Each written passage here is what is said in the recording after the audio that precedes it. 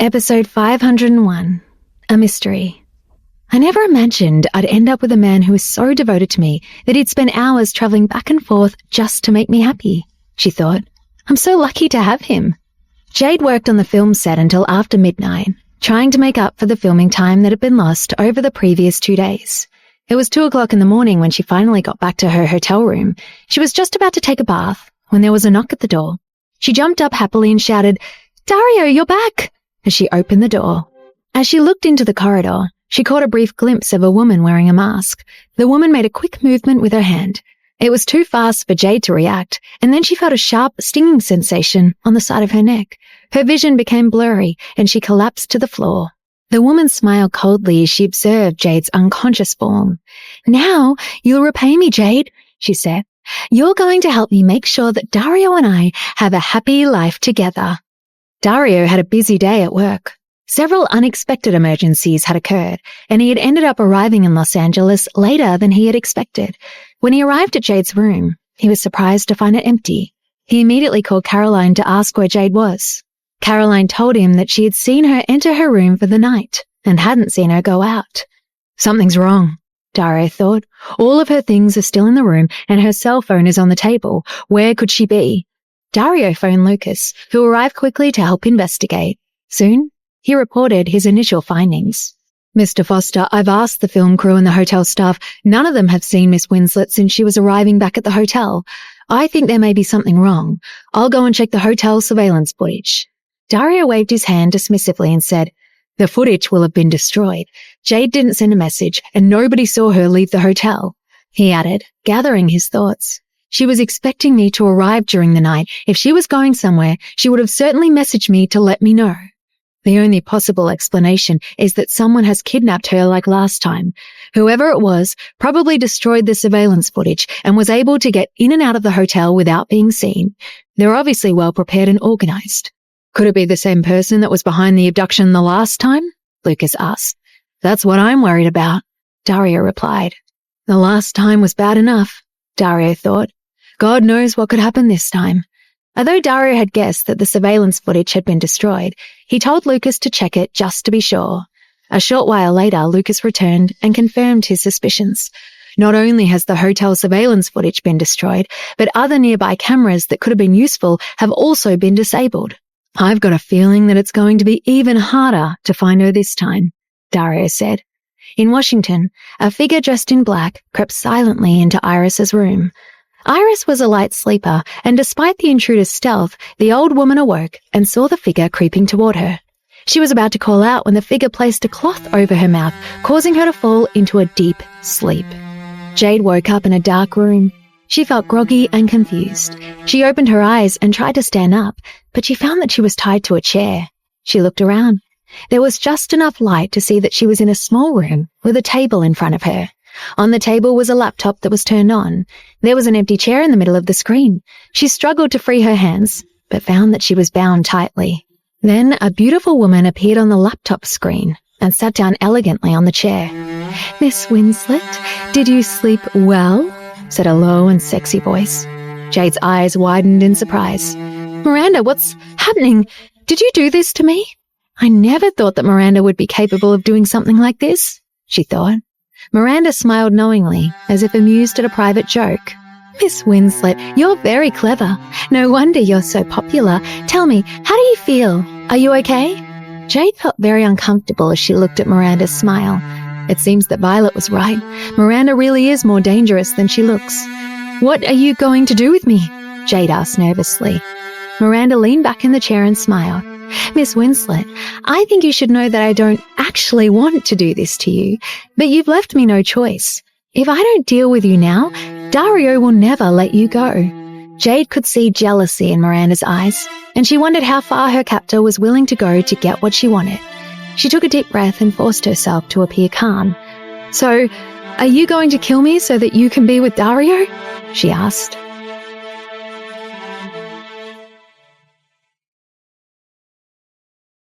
Episode 502, A Big Decision. I never imagined that Miranda would do something like this, Jade thought as she looked at the screen in front of her. Miranda still smiled, but it was a chilling smile, and Jade felt fear rising in her. Miss Winslet, you really are funny. Of course I'm not going to kill you. If you die, Dario will remember you for the rest of his life, and he'll never be free to start afresh. What I require from you isn't your death. I require your cooperation." "What do you want me to do?" Jade asked, deeply confused. As she spoke, she struggled again to free her hands, but found that they were tied too tightly. The ropes began to hurt her wrists, and she stopped. Miranda smiled again and said, "I want you to disappear out of Dario's life. I want you to break up with him." "You're dreaming if you think that I'd ever break up with Dario," Jade said contemptuously. The smile on Miranda's face disappeared and her eyes narrowed. She leaned forward and slowly rotated the camera. Jade watched intently as the view on the laptop screen panned across to her right. "Don't be in such a hurry to answer," Miranda said. "Look carefully before you decide what you're willing to do for me." Gradually, the image on the screen showed another figure, also tied to a chair. After a few moments, it dawned on Jade that the person in the chair was her grandmother. Her head drooped as if she was sleeping. The camera zoomed in, and Jade could see that Iris's face looked haggard and drawn. "The bitch kidnapped my grandma?" Jade thought in dismay. Her eyes widened and she screamed, "No, what have you done to her? Why have you got my grandma?" Miranda smiled again, pleased with Jade's reaction. Then she took out a large military-style knife that looked extremely sharp. She dragged the knife across a table that was next to Iris. It made a sinister noise and left a deep scratch. Jade flinched at the thought of Miranda using the knife on her grandmother. "What are you going to do with her?" Jade asked in a panicky voice. "Listen to me very carefully," Miranda said. "If you don't do exactly what I ask of you, your grandma is going to have a very unpleasant end." "Miranda, let my grandma go," Jade said imploringly as she felt a chill run down her spine. Miranda smirked and with a quick movement, she stabbed the knife into Iris's arm. Iris awoke suddenly and screamed out in pain. "No, Miranda, what are you doing?" Jade shouted, shocked at the sudden violence. Jade looked on in horror at the knife that was still embedded in her grandma's arm. Tears streamed down her face as she looked at the old woman whom she cared for so deeply. "How can you do something like that? She's an old woman. Don't you have any conscience at all?" Jade asked. Miranda looked down at Iris without sympathy, and then she looked back at the camera and grinned. "As long as you leave Dario, I promise your grandmother will not be harmed any further. But if you don't do as I ask, I can't guarantee her safety." She then took the knife out of Iris's arm, causing the old woman to cry out in pain again, and twirled it around skillfully as she spoke. "What kind of person does something like that?" Jade asked, as she watched Miranda handle the knife with surprising skill. "How does she know how to use a knife like that?" she wondered. "Jade, you should care only about your grandmother now instead of asking about me. I'm not in a particularly patient mood, so I think you should decide what you want to do. To torture Grandma in front of me is the worst thing someone could do to me," Jade thought. "You're a disgrace, Miranda. If you have a problem with me, you shouldn't take it out on an old woman. You're a coward," Jade shouted, her eyes full of anger. "Perhaps your grandmother isn't very important to you, or maybe Dario is just more important to you than her life," Miranda speculated with an amused expression. Jade trembled with fear at the thought of what her grandmother's tormentor would do next. "Miranda, enough. Don't hurt her again, I promise you. I'll leave Dario, and I'll never see him again as long as you let my grandma go," Jade said. Miranda held the knife toward the camera and shook it as if warning her. "That's not good enough. If I let your grandmother go, you might not keep your word," she said. "What do you want me to do?" Jade asked despairingly. "You need to let Dario become disappointed with you so that when you leave, he won't want to get you back," she said. All right, as long as you let my grandmother go and don't hurt her anymore," Jade said helplessly.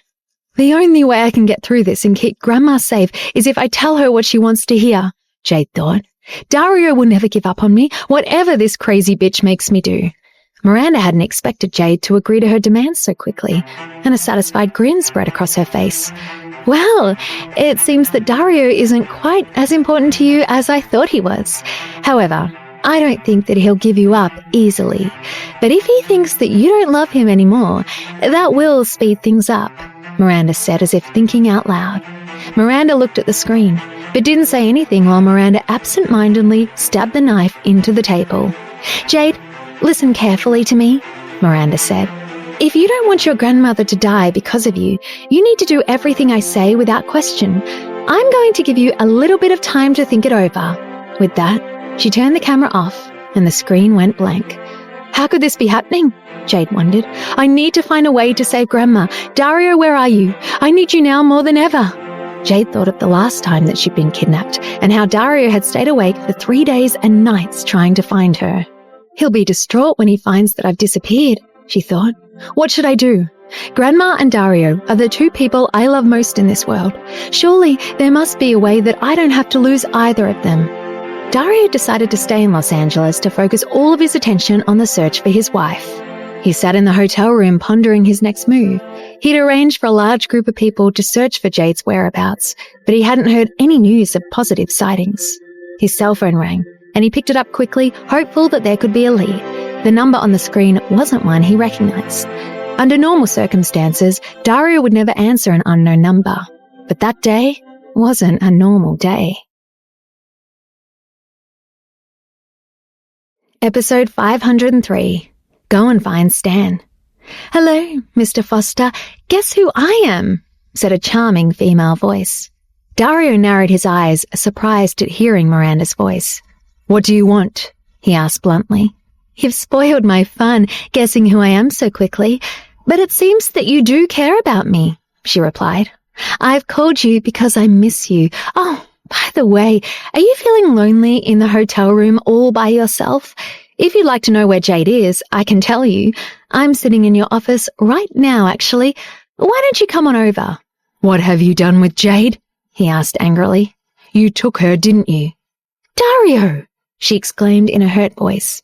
"You're talking to the woman who saved your life. You should be more polite. If you treat me well, I may be able to help you, but if you're mean to me, I might not be so nice. Come to your office now. I'm waiting for you." As she finished speaking, Miranda ended the call. Dario looked at the blank screen with a furious expression. At that moment, Lucas came back into the room. "Mr. Foster, we've widened the search for surveillance footage, but still haven't found anything useful. No one has come up with any leads. Do you think there's any chance they've escaped by water, like the last time?" Dario frowned, shook his head and said, "It's very unlikely they'd try the same trick again." After a moment's thought, Dario said, "We're going back to Washington immediately." They flew by private plane and then went directly to the Milliken Agency building. It was still in the early hours of the morning, and it was still dark. As Dario entered the office, he switched on the light. At first, the room appeared to be empty, but then Dario noticed a pair of red high-heeled shoes behind the door to a room he rarely used. He strode over and opened the door wide. Miranda, dressed in a low-cut red dress, leaned toward him and tried to kiss him. Dario frowned and pushed her away. "Why would you come all this way just to refuse a little kiss?" she asked in a husky voice. Dario glared at her, then he gripped her around the neck and pushed her against the wall. "Where did you take her? If you've hurt her in any way, you'll pay the ultimate price," he said threateningly. Miranda was shocked by the ferocity of his attack, and she struggled for air.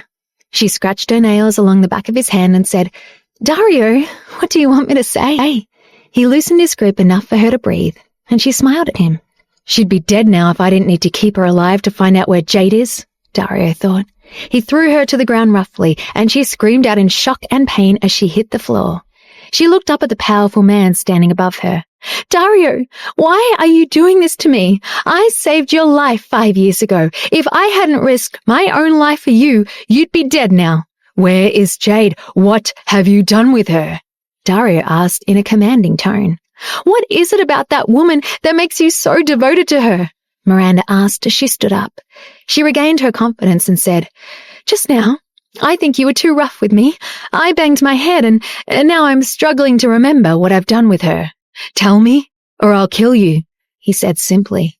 She looked at him provocatively and said, "Dario, are you willing to let me die? If I die, you'll never find her. You need to treat me nicely. Maybe I'll tell you as soon as I'm happy. I'm not making deals with you," he said disdainfully. "Why does that bitch have his undivided loyalty? She doesn't deserve it," Miranda thought with resentment. She looked at him defiantly and said, "You owe me your life. Now it's time for us to make a deal." With that, she stepped into her shoes and walked out. Lucas, who'd been waiting outside the office door, entered as soon as she walked out. He found Dario sitting at his desk, looking pale. "Why is Miss Gray doing this now?" Lucas asked. "She doesn't seem like the person she was. Perhaps she was just acting before and this is the real her. Maybe this is all part of a long-term plan on her part." Dario sat silently, deep in thought. After a long time, he said, "Go and find Stan. I have a job for him."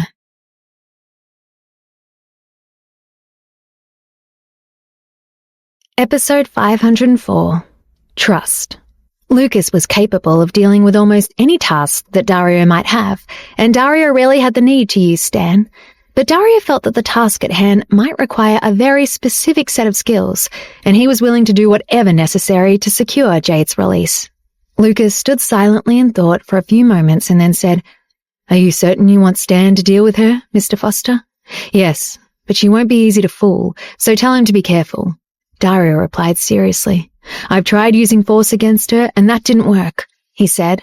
"Now it's time to try a slightly subtler approach. If we're too heavy-handed, it could easily end up with Jade dead." Lucas nodded and said, "I'll contact him at once." After leaving Dario's office, Miranda went directly back to her new apartment. When she walked through the door, she was surprised to find a man waiting for her. She was flustered to see him, but she bowed her head respectfully and said, "Sir, I didn't expect you to be here. May I ask what brings you here?" "I've come to see how your mission is progressing, of course," he replied. "Don't worry, sir. I've no doubt that you'll succeed this time. You tried doing things gently. Now it's time to be a little bit more ruthless. I have to admit, I didn't expect Dario to be quite so heartless to the woman who saved his life," she said. "I thought for a moment that he might actually kill me." The man nodded. "I wouldn't have thought that Dario would be quite so committed to Miss Winslet," he said, "or quite so merciless in her defense." "Don't worry, sir. Any enemy of yours is an enemy of mine. But Dario doesn't act like an ordinary man. He's more difficult to manipulate than I thought. He showed absolutely no interest in me whatsoever," she said, looking down at her dress as if to emphasize her point. The man glanced at Miranda coldly. Every time he heard Dario's name, a look of hatred flashed in his eyes. He stood up and left without speaking. Jade didn't know how long she'd been sitting in the chair, but it felt like a long time to her. Without warning, the computer screen in front of her lit up, and Miranda was standing wearing a red dress and looking at her. "Well, Jade, now that you've had time to think it over, have you come to a decision?" she asked. Jade looked at the smug grin on Miranda's face, and she felt a surge of hatred for her. "How's my grandma?" she asked coldly. "Don't worry, your grandmother is still valuable to me. I won't hurt her unless you give me a reason to," Miranda said. Then she placed her index finger on her bottom lip and adopted a sensual expression. "Oh, by the way, do you know who I was with just now? I've just been with Dario in his office. It was a very intimate meeting, if you know what I mean," she said suggestively. Jade looked at her with contempt. She felt pain at the mention of Dario, and she wondered what he was doing, but she didn't believe for a moment what Miranda was suggesting. "He must have gone to the hotel room where I was staying. He's probably out looking for me right now. I hope he doesn't risk his life for me like he did last time." Miranda felt frustrated that Jade wasn't taking the bait. "Jade, how much do you trust your husband? Do you imagine that he's desperately searching for you? Well, you're very much mistaken if you think that. He's been in Washington, working the whole time. He doesn't even know that you're missing yet." "She's lying," Jade thought. "He knows that I only sleep well when he's with me, so he'll come to find me as soon as he can." Miranda guessed that Jade didn't believe her. "Jade, it seems that you're very confident in your man, but don't forget that he spent 5 years looking for me. If he didn't have a place for me in his heart, he wouldn't have searched for me for so long now, would he? And he wouldn't have kept my necklace safe all that time either." As she spoke, she held up a necklace in her hand and dangled it in front of the camera. Jade recognized the necklace as the one that Dario had been hiding in the drawer of his desk in his study. Miranda stroked the necklace as if it was a treasured item. It turns out that the man who claimed not to care about me at all had in fact kept this necklace safe for 5 years, waiting for the day when he could return it to me. "Has he kept anything of yours for 5 years, I wonder?" Miranda said. "Just because he returned your necklace to you doesn't mean anything," Jade said contemptuously. He probably gave it back to you because it's meaningless to him and he doesn't want it. Miranda looked at Jade, angry that she wasn't able to manipulate her. It was, in fact, Lucas who had returned the necklace to her. Jade's instinct to trust Dario was correct, and Miranda knew it. But she quickly regained her composure and smiled confidently. I can see that you don't believe me yet, but you will, she said, with a sinister laugh.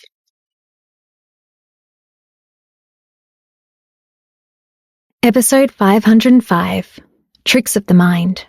Miranda's laughter subsided, and her image disappeared and was replaced by a slideshow of photos showing her and Dario seemingly about to kiss. In the pictures, Miranda was wearing the same red dress that Jade had just seen her wearing. No, that can't be right, Jade thought. It looks like those photos were taken in Dario's office, and it looks like they're about to kiss. But he'd never do that. He'd never betray me. Jade looked at the photos in disbelief as they flashed in front of her eyes. After a few minutes, the pictures were replaced by Miranda's smug face.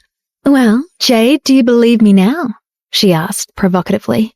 Jade looked at her indifferently and said firmly, No, those photos must be fake. Dario would never betray me like that. You think I faked those photos? Said Miranda incredulously. I don't have the skills to do that. Anyway, don't forget that he has looked for me for 5 years because I saved his life. Do you really think that he hasn't kept a little part of his heart just for me? He's only human, and his body has needs. I can fulfill those needs for him. Shut up, Jade said, almost shouting. I won't let you slander him. Okay, forget it. You're clearly too stupid to see the truth, Miranda said nonchalantly, and she turned the camera off. The screen in front of Jade suddenly went blank. The images played out in Jade's imagination, and she shook her head in an attempt to forget them. It's all lies, she thought. I have to believe that Dario would never do that. She's playing games with me. Oh, Dario, where are you? She muttered to herself. I believe in you. Over the next 7 days, Jade stayed confined in the small room. Once a day, a man brought her food. Sometimes it was just bread and water. Sometimes it was a bowl of oatmeal, but he only ever stayed for about 10 minutes while she ate. If she hadn't finished eating her food, he left and took what she hadn't eaten with him. No matter what she asked him, he never spoke, and he only ever came once a day. For the first few days, she had hunger pains, but finally, her stomach simply ended up feeling numb. She began to eat whatever the man brought, just so that she could stay alive. I need to stay alive, she thought. I need to endure this and stay alive. For 7 days, Dario had done everything he could think of to search for his wife, and he felt like he was being driven mad by his need to find her and hold her in his arms again. He had hired a range of people to search for her, both in Los Angeles and surrounding towns and cities, but he hadn't had a single lead to follow. He had even extended his search to Washington and looked into the possibility that she had been taken by boat. There were no clues at all. Miranda had also seemingly disappeared. They couldn't track her cell phone signal, and they had no idea where she was staying. Dario felt like he was on the verge of losing his sanity. The usually self-controlled CEO of the Milliken agency was like a changed person.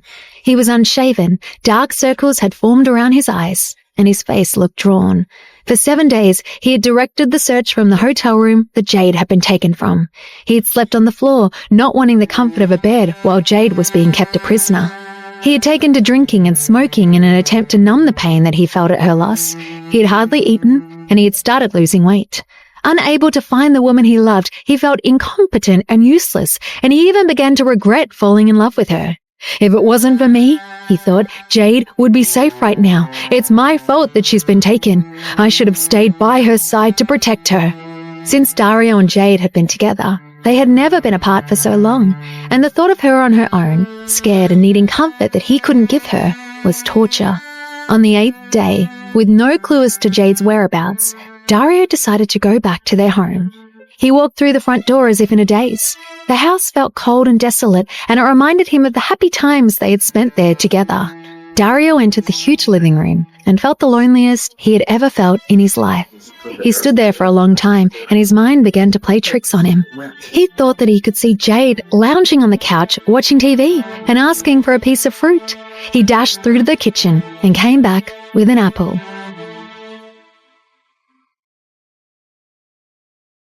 Episode 506. I still love spicy food. Here you go. Dario said desperately to the imaginary Jade. But as he stepped toward the couch, he found that it was empty, and the loneliness enveloped him again. He began to see Jade wherever he looked. He walked up the stairs and went into their bedroom, only to hear her voice scream out, "Dario, I'm changing here. Can you knock before you come in, you voyeur?" Her image ran to the bathroom and locked the door. "Jade!" he called out. But as he rushed toward the bathroom door, he found it was unlocked and the room inside was empty. When he turned around again, he saw her image again. He tried to put his arms around her but found nothing but air. He sat on the bed and lay down. He noticed her distinctive smell on the bed sheets. He stroked her pillow tenderly, closed his eyes, and thought back to the times they had spent together in bed. He remembered them snuggling and talking together, making love, and the time that she had fallen out of bed. The image of her lying on the floor after falling out seemed so real to him that he held out his hand to help her back into the bed, but again she disappeared, and he grasped only thin air. Tears formed in his bloodshot eyes, and he wept. "Jade, where the hell are you?" he shouted. He lay on the bed calling her name until evening came. He felt neither hunger nor thirst. When he heard the doorbell ring, he suspected his mind was playing tricks on him again, and he didn't react. It was only after it had rung several times that he eventually walked down the stairs in a daze and opened the door. Standing in the doorway was a woman who looked like Jade. At first, he didn't dare to speak or reach out to her for fear that it was yet another illusion. But after a few moments, he asked, "Jade, is that you?" She looked disheveled, and she was wearing the clothes that she'd been wearing on the day of her disappearance. She threw herself into his arms and cried, "Dario, I can't believe it's you. Do you know how much I've missed you? I've been going crazy without you." Dario knew from the warmth of her body that what he held in his arms was no illusion. He held her tightly to his chest and stroked her hair tenderly. As he looked down into her face and stroked her cheek, he felt that something was different, and he frowned. She looked up at him and said, "Dario, it's me, Jade. What's the matter with you? Aren't you happy to see me?" Dario looked at her thoughtfully for a moment, and he reached out again to brush the hair away from her pretty face, but she avoided his touch by bearing her face into his chest. "Dario, don't you want me anymore?" she asked. Dario's expression became more alert, and he said, "What are you talking about? I'm so glad that you're back, but where have you been?" "Dario, let's go inside and talk about it," she replied. He nodded, and then led her inside to the couch. She spoke with her head lowered, and her messy hair was still covering much of her face. "Dario, do you know? I missed you so much. I don't know who caught me. They locked me up in a dark room. I'm so sorry that you had to worry about me again." "You silly thing," he replied. "It's my fault that I failed to protect you. I need to know, did they hurt you at all?" he asked, looking searchingly at her face. She shook her head and said, "They didn't do anything to me, Dario. I'm fine. Please don't blame yourself. It's my fault that they kidnapped me. I wasn't careful enough." She then buried her face in his chest again and said, "Dario, I was gone for so long. Did you miss me?" "What a ridiculous question to ask," he replied. He reached his hand to brush the hair away from her face again, but she moved deftly away, repositioned herself, and leaned forward to kiss him. Dario stood up and said with a smile, "You've suffered so much. You must be so hungry. I'll cook you some pasta. You wait here and rest." She nodded and said, "Thank you, Dario. You're so kind to me." She watched with pride as he walked toward the kitchen. As soon as Dario was in the kitchen, he took his cell phone out of his pocket and messaged Lucas.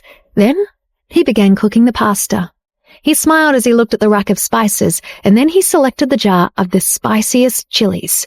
He sprinkled in far more than he usually used. The woman on the couch smelled the spicy smell and called out, "What are you cooking in there? It smells very spicy. I feel like I'm going to choke."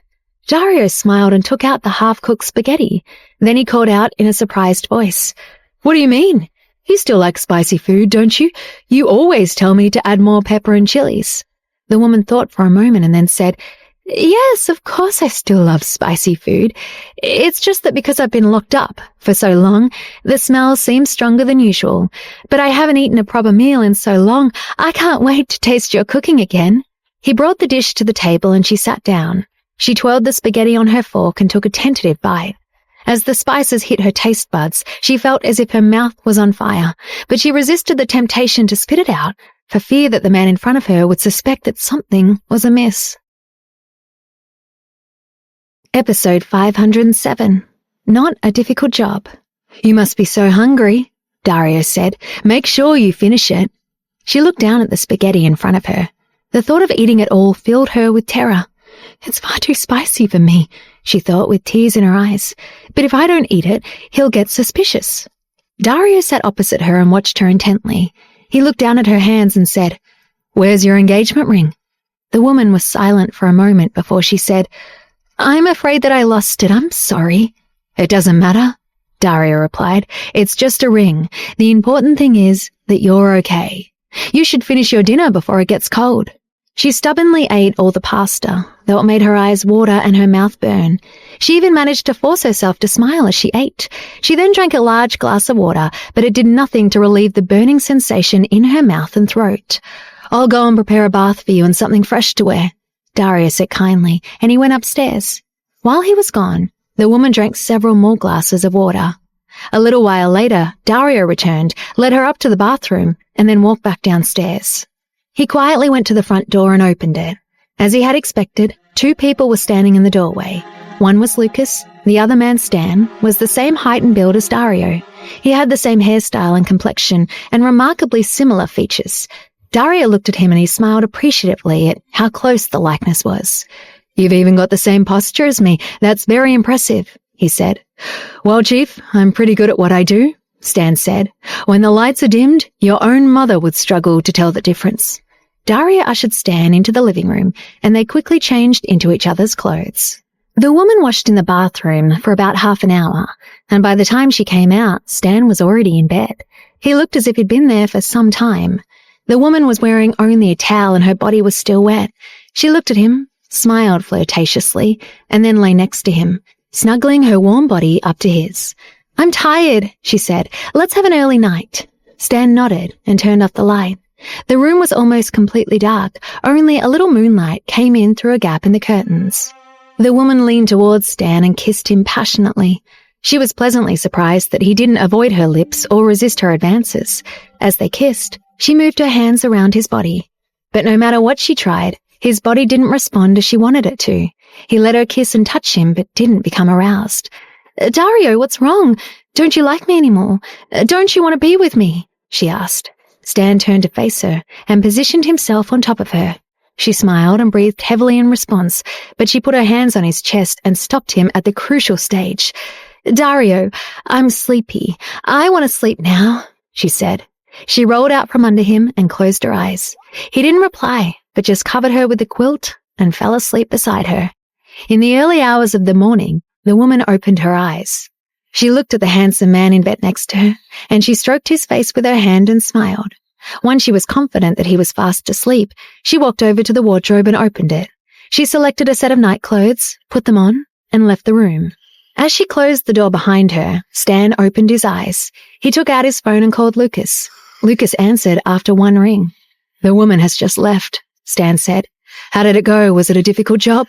Lucas asked. It certainly wasn't difficult. The next time you have a job that involves sleeping with a beautiful woman, feel free to call me again, Stan replied good-naturedly. Don't be too confident, Lucas said. She's a sneaky one.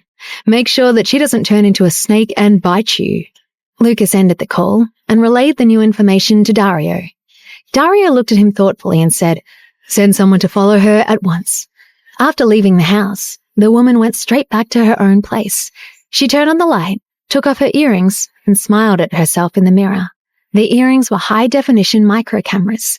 She connected them to her tablet computer and looked at the pictures. She then connected her computer remotely to the laptop in the room where Jade was being held. Jade was sitting in the dark room. Although she was no longer tied to the chair, she was chained to the wall to prevent her from escaping or damaging the laptop. She felt like an animal trapped in a cage, and the lack of sunlight or human contact had taken its toll on her mental health. She had lost weight, and her face looked drawn and sad. She had long since stopped struggling against the chain that kept her secured to the wall, but she had noticed that the room smelled strongly of red wine. She knew the smell well from the many different wines that Dario drank. She also smelled wine on the man who brought her food. She had a distinct impression that the air felt cold, as if she might be underground. I wonder if I'm in a wine cellar, she thought. If only I could tell Dario, that would narrow the search down and he might be able to find me. If only I could get a message to him or bribe the man that brings me food. She had offered the man whom she saw once a day $1 million in cash if he would let her escape, but he had refused even to talk to her. Either he's completely loyal to his master or he's very well paid, she thought. Surely the man recognizes who I am. He must know that I can afford to pay him. It was 3 o'clock in the morning when the laptop on the table turned itself on. Jade woke up, startled by the sudden bright light in her dark room. She looked in utter shock at the face staring at her from the screen. Episode 508. Jade's Lookalike. No, how could this be possible? Who are you? Jade asked, still half asleep and wondering if she was still dreaming. That woman looks exactly like me. She's even wearing my dress, Jade thought. It's not possible. There can't be another me. Don't you recognize who I am? The woman said, smiling and stroking her own face. Surely it has to be Miranda, Jade thought. But how can she look like me? Miranda smiled, pleased with how effective her deception was. Guess whom I saw just now? She asked. After a few seconds, she continued, I've just been at your house with your fiancé. Can you guess what we did together? She asked, with a lewd grin. Jade stared at her incredulously but didn't say anything. As soon as I opened the door, he hugged me, cooked food for me, and prepared a nice hot bath for me. Then we went to bed. He turned off the light and, well, I suppose you can probably guess the rest, Miranda said, clearly enjoying herself. Jade shook her head in disbelief. That's impossible. Dario would never do that with you. He'd know it wasn't me. Miranda hated their blind trust in each other, and she looked at the laptop camera scornfully. Maybe when I had my own face, he wouldn't have done those things with me. But take a good look at my face right now, Miranda said. Dario hasn't seen you for over a week, and he believed what he wanted to believe. He was desperate to hold you in his arms and make love to you, and he thought I was you, she added triumphantly. Jade felt doubt eat into her mind, and she took a deep breath to calm herself.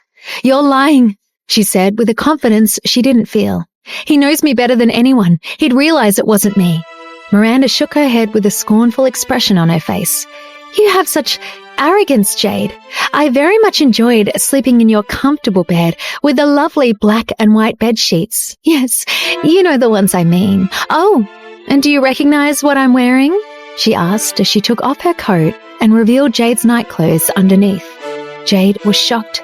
How is this possible? She thought.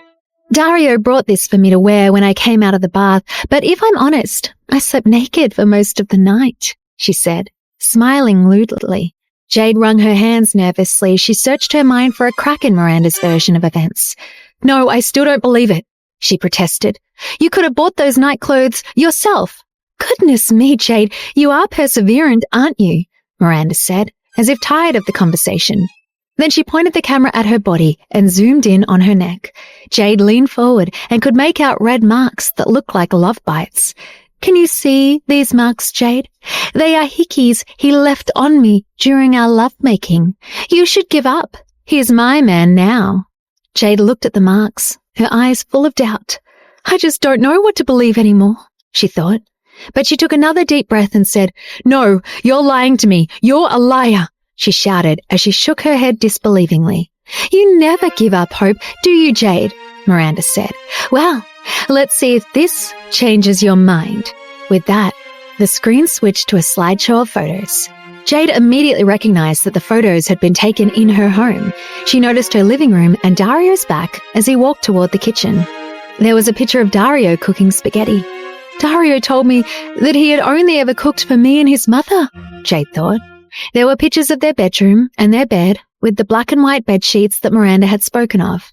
There was even a picture of them kissing in bed. Did Dario really think she was me? How could he fall for that? Jade wondered. She crumpled to the floor in dismay. Why, Dario, why would you do that? She said aloud. The photos had been too much for her. Watching her husband in a loving embrace with another woman was heartbreaking. I can't blame Dario, she thought. He believes she was me. This isn't his fault. But whatever she told herself, the image of her husband in bed with another woman persisted, and she felt a deep sadness in her heart.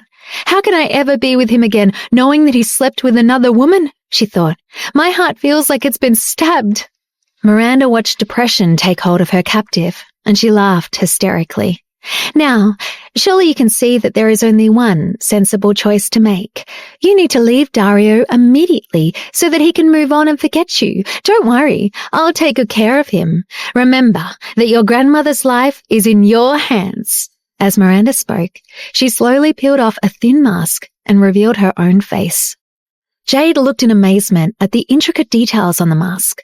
The mask had cost a lot of money to produce, and Miranda had skillfully applied makeup to complement the effect and complete the subterfuge. By holding Jade prisoner, Miranda had had the time to perfect the disguise, whilst also allowing Dario long enough to become desperate. She had wanted to appear at Dario's most vulnerable moment, and she thought that she had been successful. Miranda smiled as she looked at the mask with pride. She was about to say something when she heard a knock at the door. Who could that be? She thought, suddenly nervous. She quickly hid the mask, turned off the computer, and went to open the door. Jade looked at the black screen, her eyes filled with grief, despair, and hatred. How could anyone be so cruel? She thought.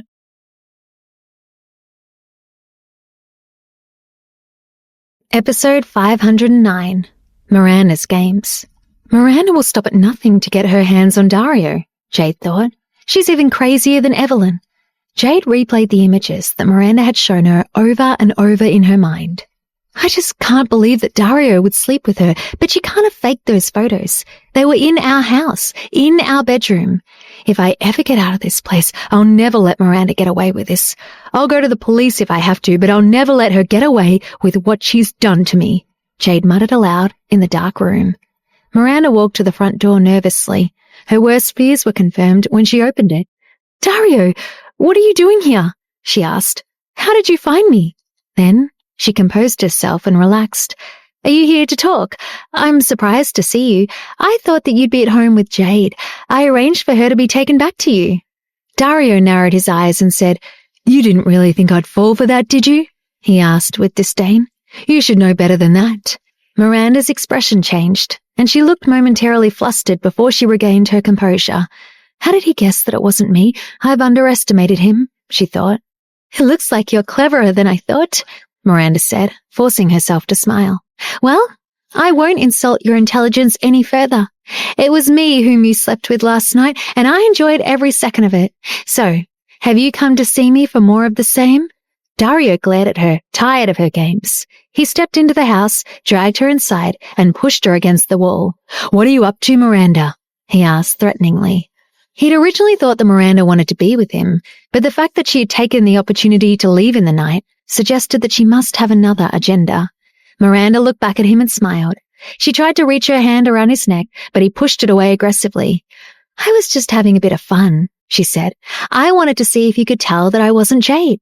She placed her index finger on her lower lip as she spoke and pulled it down seductively. Would you like to kiss me again like you did last night? She asked. Dario had remained patient with Miranda, afraid that she might hurt Jade if he didn't, but he felt near to the limit of how much he could endure without becoming violent. When I find Jade, this woman will pay a heavy price for all of this, he thought grimly.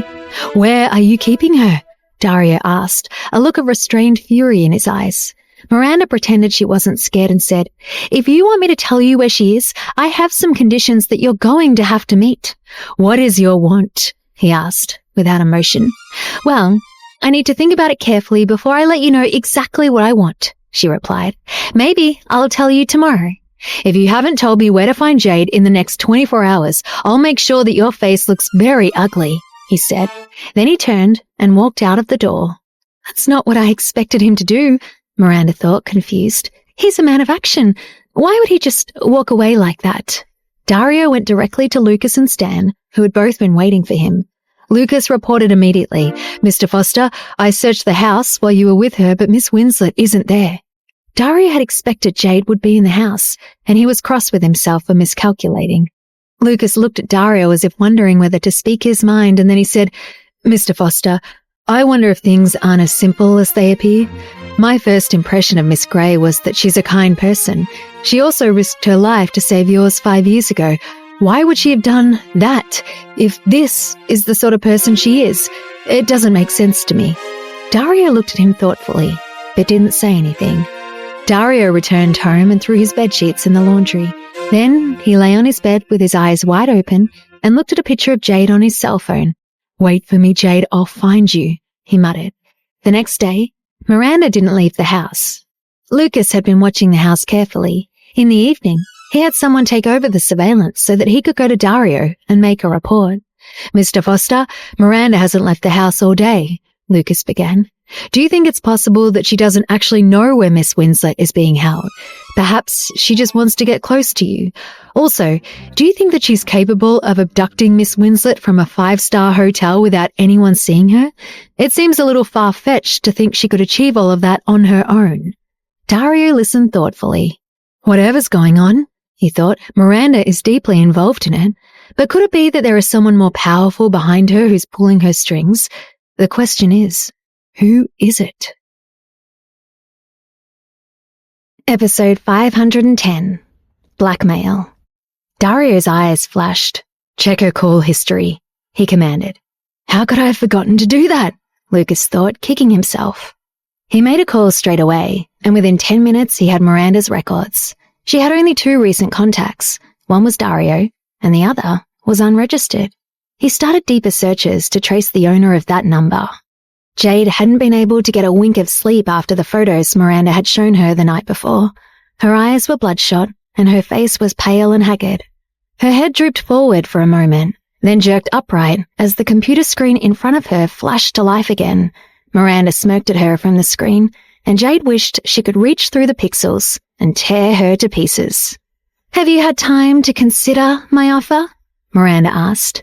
"Just let go of Dario, and I'll release your grandmother. Oh, she's looking a bit pathetic this morning. She hasn't eaten for a whole day." She turned the screen so that Jade could see her grandma, looking weak and tearful. It broke her heart to see her like that. Jade leaned in close to the screen and cried, "Has your conscience deserted you? My grand's so old. How can you torture her like that? It's me you want, so just let her go, please. I'll do anything. I'll leave Dario, I promise." Miranda gave a self-satisfied smile. "That's all I wanted from you. As long as you leave him and make the breakup convincing, I'll leave Iris alone. I'm going to record you now, so say something to Dario that will absolutely kill him, and then I'll send him the video." "How can I trust that you'll let Grandma go?" Jade said. "You don't have any grounds to bargain," Miranda said harshly. "I've kindly let you see her right now, but you're testing my patience." She moved to turn off the video function on the call. "Don't," said Jade. "I'll do what you want. I'll record it now." "I don't believe she'll let Grandma go," Jade thought. "She's so despicable that she'll never give up her leverage. But what choice do I have? Grandma is in danger right now, so I have to do what I can to protect her. And if I send Dario a message, whatever I say, I believe he'll understand the real meaning. He must." Miranda smiled, thinking she'd won. "Okay, tell Dario that you were just using him to get famous, but that you really want to be with your ex Bruce, not him. Got it?" Jade narrowed her eyes.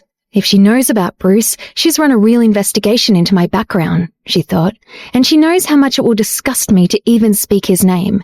That twist is pure evil.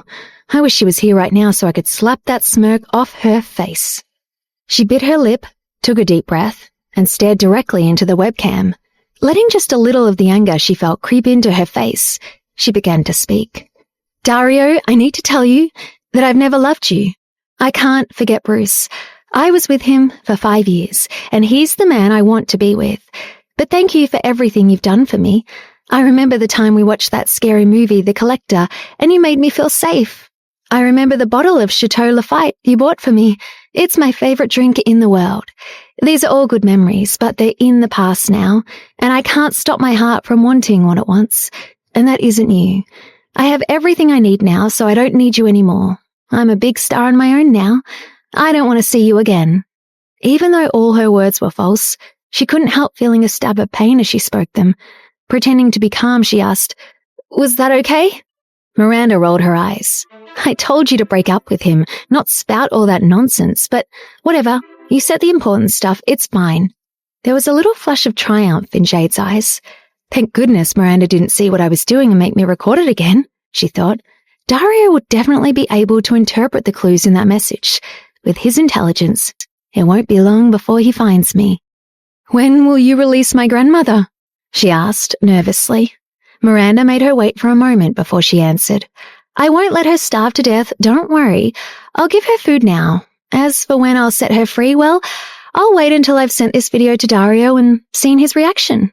She smiled to herself as she transferred the video to her phone and copied it onto a USB drive. Then she looked at Jade provocatively. Just one more thing you might like to know. Dario knows that I pretended to be you. And guess what? He came to see me and he wasn't angry at all. You know what that means, right? He cares about me and he'll be happy to have me in his bed instead of you. You may as well just give up and die because you're no longer important. Her words made Jade's heart clench, but she dug her nails into her palm, determined not to show her pain in front of Miranda. Seeing me cry would only make her more insufferable, Jade thought. I refused to give her the satisfaction. Raising bloodshot eyes, she shot Miranda a look full of disdain. The only way you could get him was by kidnap and blackmail. Yeah, you're such a catch. Miranda looked furious, and she slammed her fist on the table so hard the monitor shook. Go and wash your mouth out with soap if you ever want to see your grandmother again. Are you crazy insulting me? If I want her to die, she'll die. She closed the connection and left Jade staring at a blank screen. She screamed, collapsing into tears. You evil cow! She shouted futilely at the laptop. Let her go! Let her go and come and face me if you dare! Episode 511. Betrayal. Miranda slammed the lid of her laptop closed and immediately called Dario. Seeing her number on the screen, he picked up quickly and was startled to hear Jade's voice emerging from the phone. Dario, I need to tell you that I've never loved you. He stood up, clutching the cell to his ear. But Jade's voice was cut off and was replaced by Miranda's. Hello, Dario. Did you enjoy hearing her voice? A shame it was just a recording. Jade has something she wants to tell you. If you want to hear it, come and see me now. She hung up, and Dario's expression darkened.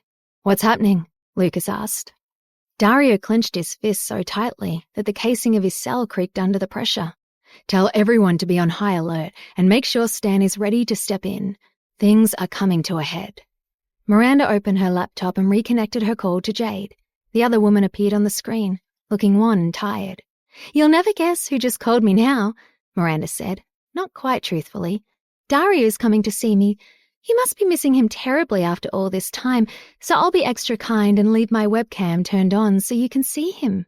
What do you think you're going to achieve? Jade asked coldly. She raised her eyebrows.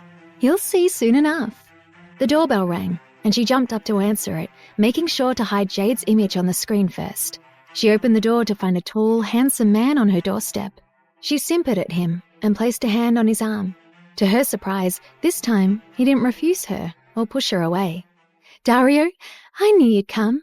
She had no way of knowing that this wasn't Dario at all, but his body double, Stan. Miranda winked at Dario's stand-in and dangled the USB drive in front of him. The video you want is on here, but it's password protected. If you want the password, you'll have to earn it. I won't give it to you until I'm satisfied. She gave him a salacious smirk, hooking her finger into the loop of his tie and tugging him toward the bedroom. He followed her without complaint.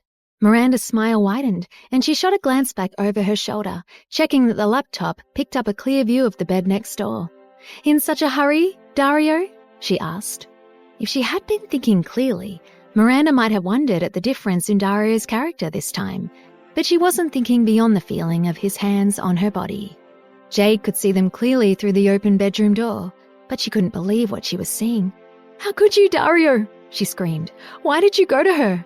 But her microphone was turned off. They couldn't see or hear her at all. She could only watch in horror as they moved to the bed. I can't believe Dario would betray me, she thought, as boiling tears poured down her cheeks. I know it's not a true betrayal. He's only doing this because of Miranda's manipulations, but it's still so painful to see. I'll forgive him for it, but I can't bear to watch it. The figures on her screen sat beside one another on the bed, and her stomach clenched with a sharp pain. Although she wanted to block it out, she couldn't help watching to see if Dario would go all the way. When Miranda stroked his face and he didn't resist, she went cold all over. They kissed. She tasted blood and realized she had bitten right through her lip. Why would the love of my life kiss another woman like that? She thought. I don't believe it. Is this the same man who spent 3 sleepless days and nights searching for me? Is this the same man who protects me from the slightest harm? Miranda pushed Dario down onto the bed and smirked as she glanced at the computer. He frowned and started to get up, but she pressed a hand to his chest and said loud enough for Jade to hear, "Don't move. Don't you want that recording? If you're a good boy, I'll tell you where Jade is. But if you can't be obedient, you can't blame me if something happens to her." Dario stopped resisting, and Miranda unbuttoned his shirt and kissed her way down his chest. Jade was numb with shock and full of despair. She closed her eyes, but she could still hear Miranda's playful voice providing a running commentary. She tried to stay silent. What was the point of speaking when she couldn't be heard? But seeing the man she loved in bed with the woman she hated most in the world was too much. "Dario, don't you have any feelings left for me? Why are you touching her? Why?" "I was so sure our love was real," she thought, squeezing her eyes shut. "I didn't expect him to betray me." She opened her eyes again just in time to see Miranda slamming the laptop closed, cutting her off. Now the silence was even worse, as she couldn't stop imagining the final betrayal taking place beyond her sight. After turning off the video, Miranda turned back to the man she believed was Dario and said, "I underestimated you. I didn't think you'd go this far for news of Jade. If you love her that much, aren't you worried about how she'll feel when she finds out?" Stan sat up and buttoned his shirt. "Just give me the memory stick."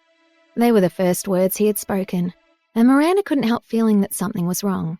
She stared at him for a long time and then handed over the USB stick, stepping in close and running a hand up the inside of his thigh. There was no reaction from him at all. She flopped back onto the bed and said, "The password is 161, and since your performance just now was good, I'll tell you that Jade's in Baltimore. That's all you'll get from me."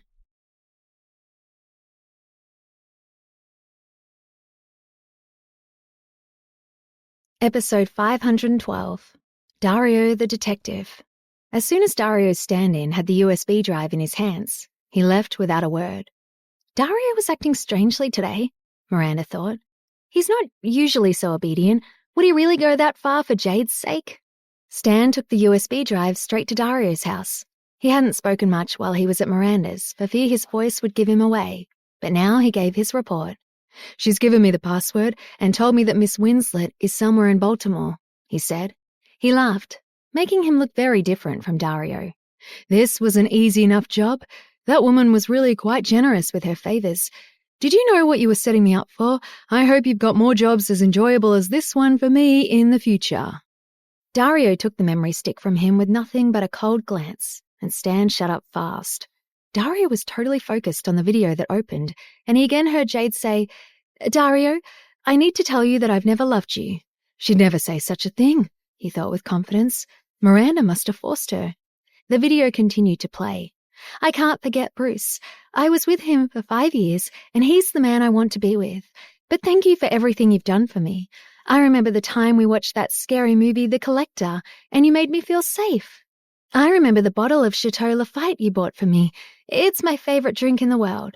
These are all good memories, but they're in the past now, and I can't stop my heart from wanting what it wants. And that isn't you. I have everything I need now, so I don't need you anymore. I'm a big star on my own now. I don't want to see you again." "Wow, that's a woman who really wants to break up with you," Stan said. Dario glared at him, then pressed play again. There must be clues in the message. They had never seen that film together, and Jade didn't particularly like Chateau Lafite. "Have you seen The Collector?" he asked Stan, wishing he paid more attention to movies. "I think so," said Stan. "It's pretty old. I'm surprised a woman like your girlfriend would like it, though. It's about a girl who gets locked in a basement." Dario felt electrified with shock and horror. Has Miranda somehow managed to kidnap Jade and keep her in a cellar? He wondered. And what's the bottle of Chateau Lafite got to do with that? He felt a sudden flash of understanding and leapt to his feet. "Lucas," he shouted, "send someone to Baltimore and focus on investigating high-end wineries with underground storage. Quickly, I want results before it gets dark." Jade doesn't know much about wine, he thought, but I remember watching a documentary with her about that wine producer, so she'd know that it's expensive. She's a clever girl. "I'll find you, Jade," he whispered, clenching his fist. "Just hold out a little longer." "But, boss, how do you know Miranda wasn't lying about her being in Baltimore?" Stan asked. Lucas checked her phone records, and she often called a number based there. Lucas and Stan went straight to Baltimore to begin the investigation, making the drive in just over an hour. Dario called the local police and coordinated their help. Even Caroline came to assist. Together, they worked through a list of wineries, starting with the largest. "Even if I have to turn the whole city upside down, I'll find her today," Dario vowed. At 11 that night, they finally determined her location. Dario rushed there as soon as the news reached him. The winery owner and his employees, looking upset and confused, were all being held by the police. Dario headed straight for the basement and kicked in the door. Jade looked up at him with empty eyes. Seeing her like that, weak and handcuffed, he felt like his heart was being torn from his chest.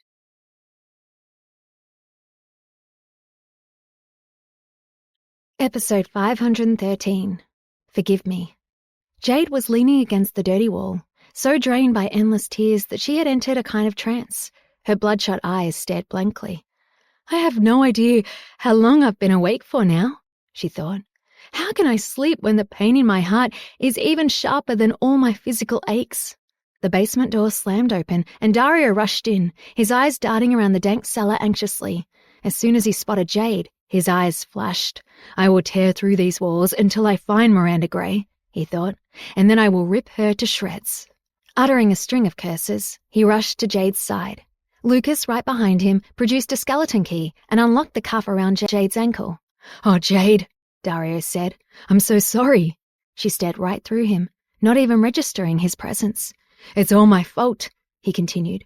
"I'm sorry it took so long to find you. You've suffered so much." He gathered her into his arms, and at last she reacted with a startled jerk. "Is it really Dario?" she thought.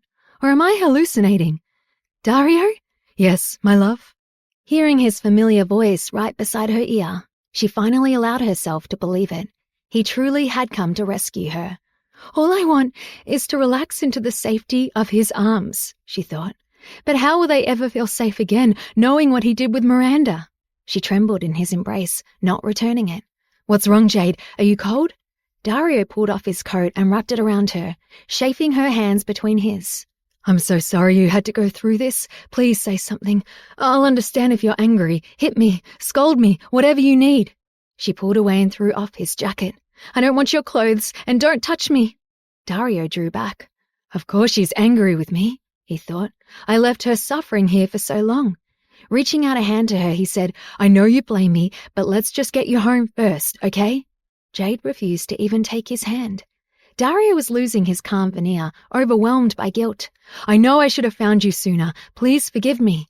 She looked at his haggard face, so dear to her, and couldn't help seeing his betrayal in every line. Tears poured from her eyes. Dario couldn't bear it. All he could do was clasp her hand and keep begging her forgiveness, tears filling his eyes. Lucas and the rest of the search party were shocked to see such humility from the normally arrogant man, but he had completely forgotten his dignity in the face of Jade's suffering. "I hate myself," he thought. "I hate that I'm so cowardly and useless. I couldn't even protect my wife." Jade was so shocked to see Dario crying that her own tears stopped. "He must still love me," she thought. But the sight of him in bed with Miranda kept playing over in her head. "He came to find me," she reasoned. "He's begging me for forgiveness, and he never begs anyone, especially not in front of other people. He's willing to disregard his reputation like that for me. He must be afraid of losing me." Wiping her eyes, she thought, maybe Miranda threatened Dario the same way she threatened me. She could use Grandma to coerce me, and she could use the threat of my life to coerce Dario. That must be it. Dario went with Miranda for my sake. He's a victim too. He made a sacrifice for me, but it's still too hard to forgive. I can't forget seeing him with another woman. She realized she was crying again when Dario reached out to wipe away her tears. "It hurts to see her like this when I should have protected her," he thought. "It hurts even more that she doesn't want me close to her, but okay, I'll keep my distance."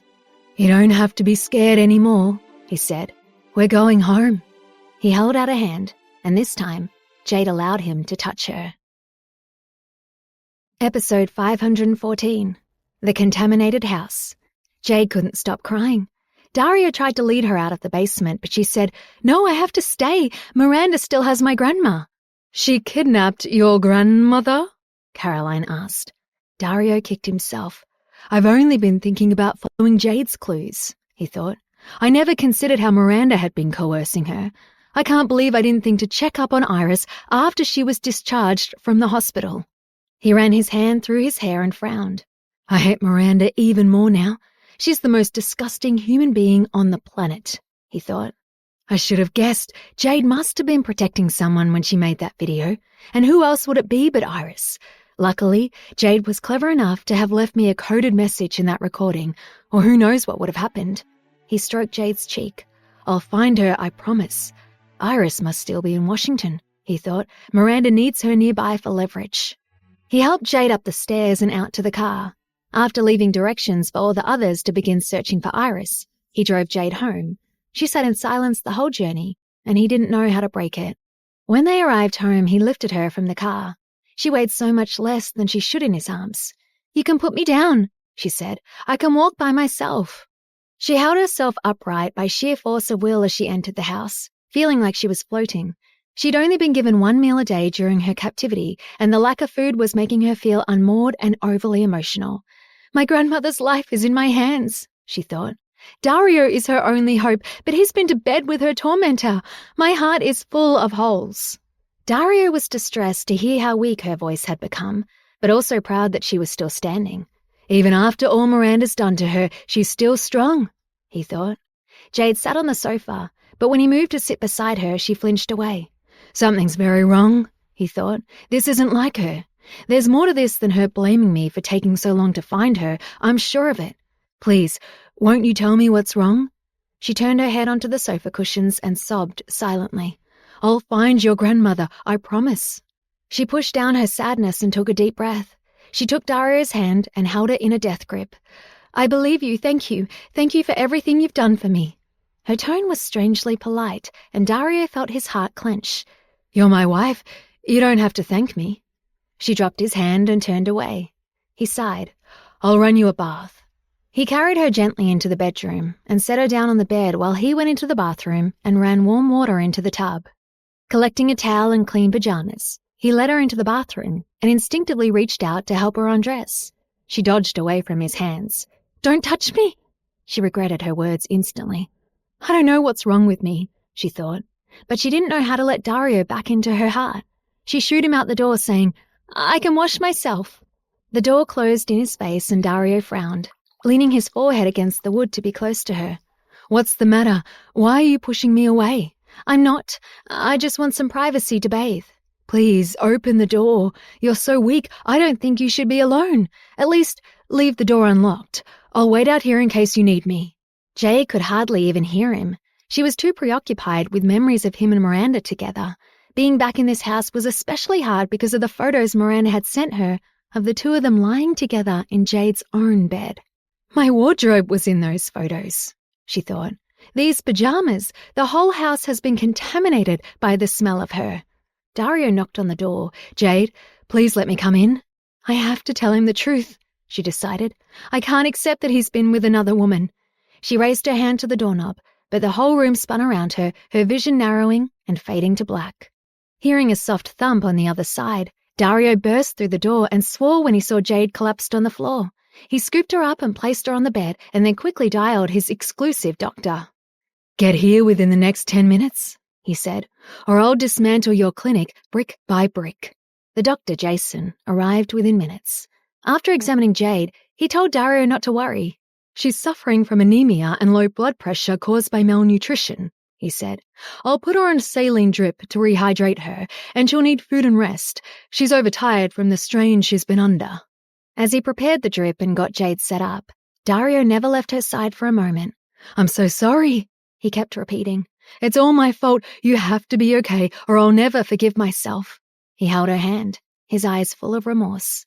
Jason kept glancing at him as he inserted the drip into Jade's arm. I've never seen Dario like this, so haggard and so solicitous, he thought.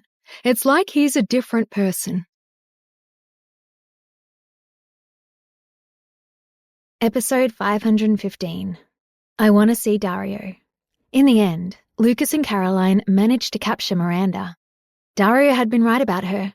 She was an extraordinarily skilled person and was up to no good. Lucas, a born warrior, had almost let her slip away. but with Caroline's help, they succeeded in grabbing Miranda before she could escape. Caroline immediately tied Miranda's hands and feet to a chair, just as she had done with Jade. Although now a prisoner, Miranda showed no fear. "So, you've caught me," she said, with a strange smile on her face. "Does Dario know about this? 5 years ago, I saved his life. Is this how you should be treating me?" Caroline stared at her through narrowed eyes. Because Miranda knew that Dario was their leader, she had to be connected to Sam in some way. "You've been targeting Jade for a long time now. Why?" "I'm not talking to you," she replied, without looking up. "I'll only talk to Dario. It doesn't matter what you ask. I'm not saying a word. Why have you tied me up anyway?"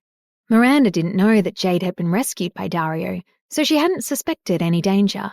The arrival of Lucas and Caroline at her door had come as a total shock.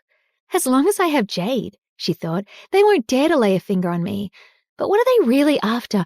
I wish I'd seen this coming. "Just tell Dario to get himself over here right now, or he'll never see that woman again," she said. As she finished speaking, Caroline took a step forward and slapped her face. It was a powerful blow that made her head ring. Miranda was furious. The right side of her face was stinging, and blood was trickling from her lips.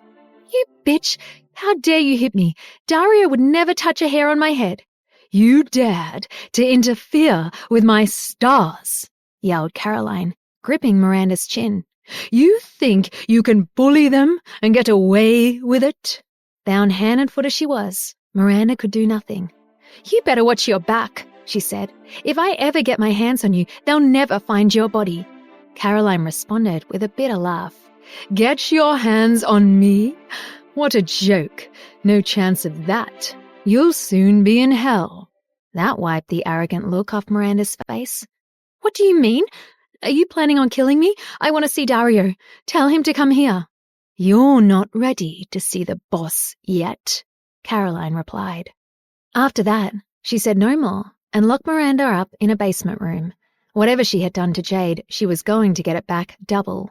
Caroline then called her office and told them she was going to be taking some time off. Back at home, Jade had fallen fast asleep. Dario sat at her bedside to guard her, not closing his eyes for a moment for fear that some harm might come to her. During this time, Lucas, Caroline, and David all came to visit and report back to Dario. They told him that Iris had also been successfully rescued and taken to the hospital. Dario held Jade's thin hands and gazed at her haggard face through bloodshot eyes.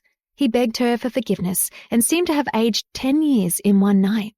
During the week when Jade had been missing, he had hardly slept or eaten through fear for her safety.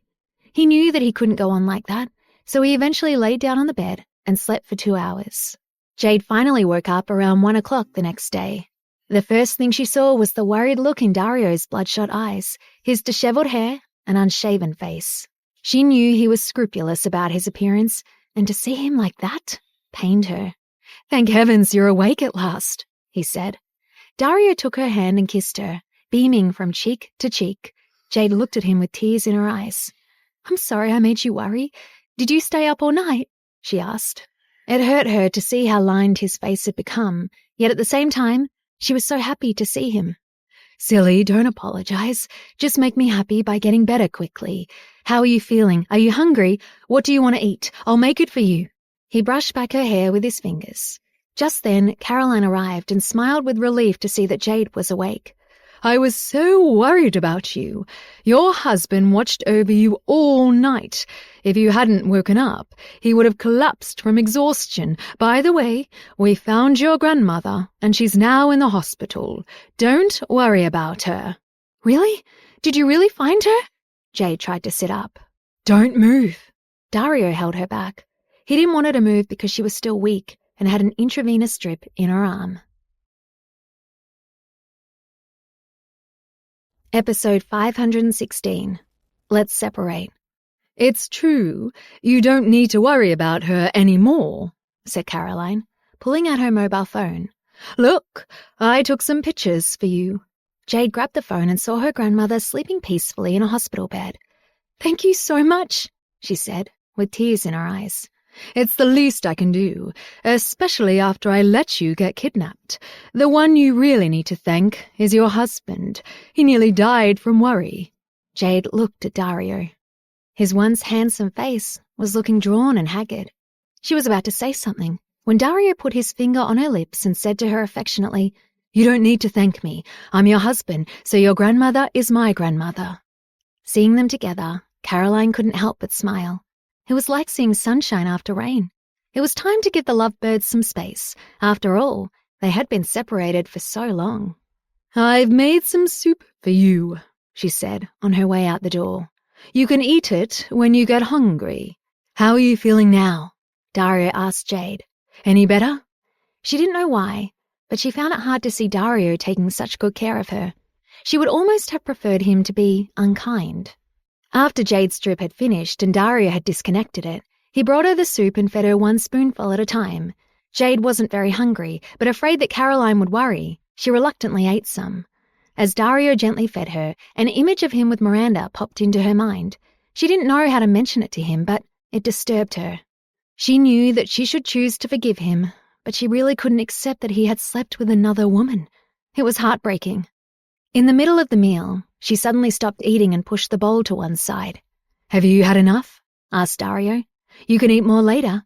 He went to wipe her mouth with a napkin, but Jade snatched it from him and did it herself, avoiding eye contact.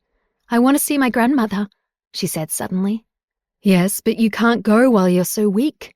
What he said made sense, but it was still hard for her to take. Jade frowned, unable to speak, and pulled the sheet up to her chin. Dario could tell there was something on her mind. Since she had woken up, she had hardly said anything and had barely glanced at him. She seemed like a different person. "Don't you want to look at me?"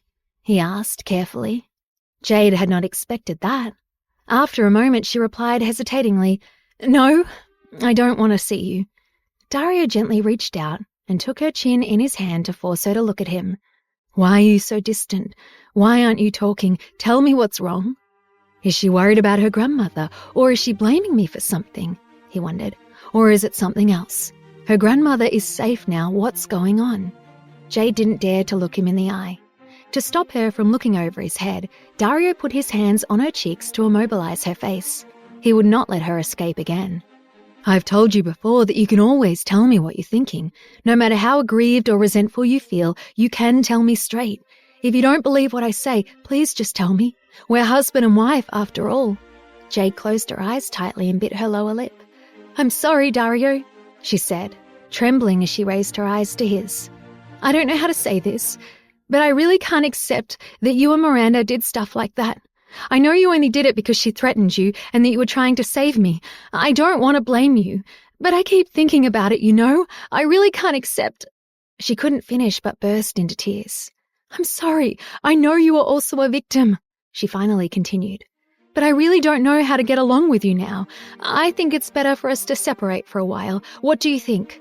At the word separate, Dario blinked furiously. Jade quietly held his hand and avoided his eyes.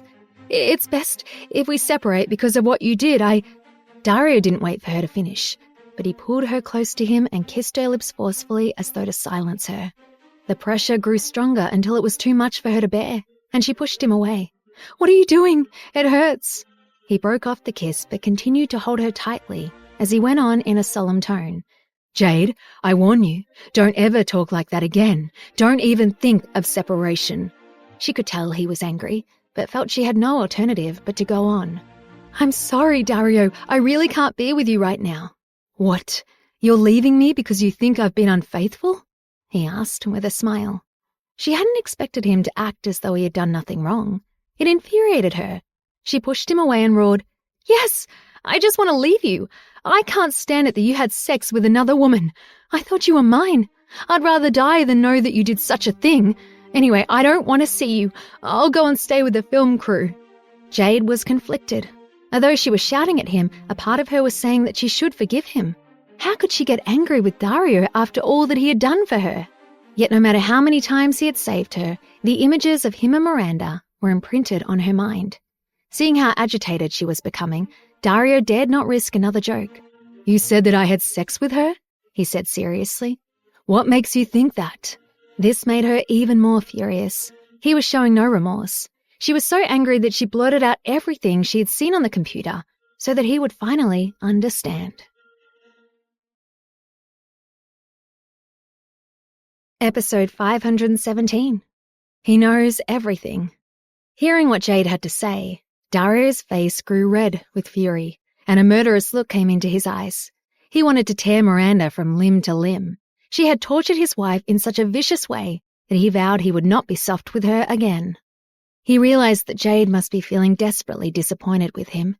He held her in his arms and said with an aching heart, "I'm sorry, it's all my fault. If it wasn't for me, you wouldn't have been hurt." Jade raised her tear-streaked face, shook her head and said, "I know I shouldn't blame you. I know you were also threatened by Miranda, but I really can't accept it. I think we—" Before she could repeat her demand for a separation, Dario interrupted her. "Don't be silly. It wasn't me in bed with her." Jade looked doubtful, so Dario finally told her the full story. "That's just incredible," Jade thought, as she heard him explain. "I never imagined that this kind of thing could exist outside of TV. But I suppose it's not impossible to bring about such a deception." "Really? It wasn't you?" she asked, poking him in the chest. It was hard to believe that the person in Miranda's pictures was really Dario's exact double. "Do you believe me now?" "I believe you," she said, nodding her head desperately. "I'm sorry, I could never have imagined such play acting in real life." But what Dario said next confused her. "How could you have believed that I would do such a thing?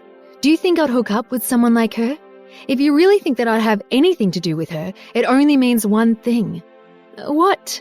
asked Jade weakly with a puzzled look on her face. "It means you're a little fool." He tweaked her nose.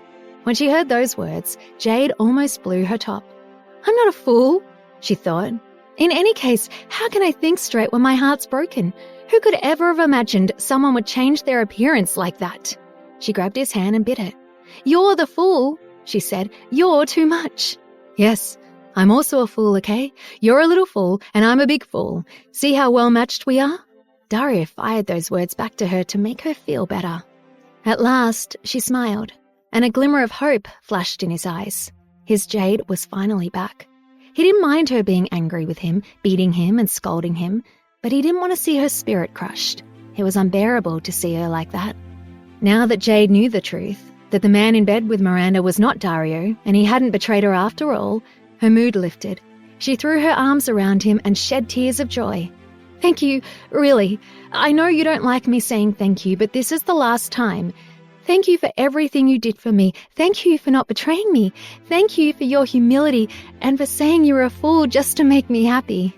After that, Dario told her how Miranda had pretended to be Jade and how he had cooked chili pasta for her. Jade couldn't stop laughing. "I didn't know you could be so evil. Your chili pasta must have made her miserable. But how could you tell so easily that it was Miranda pretending to be me?" She was struck by a sudden feeling of guilt and her laughter died away. How had Dario been able to see through the fake Jade so easily, while she hadn't recognized the fake Dario? "I'm not a good wife," she thought. Dario gently reached out, touched the mole behind her ear and said quietly, "It's because of this."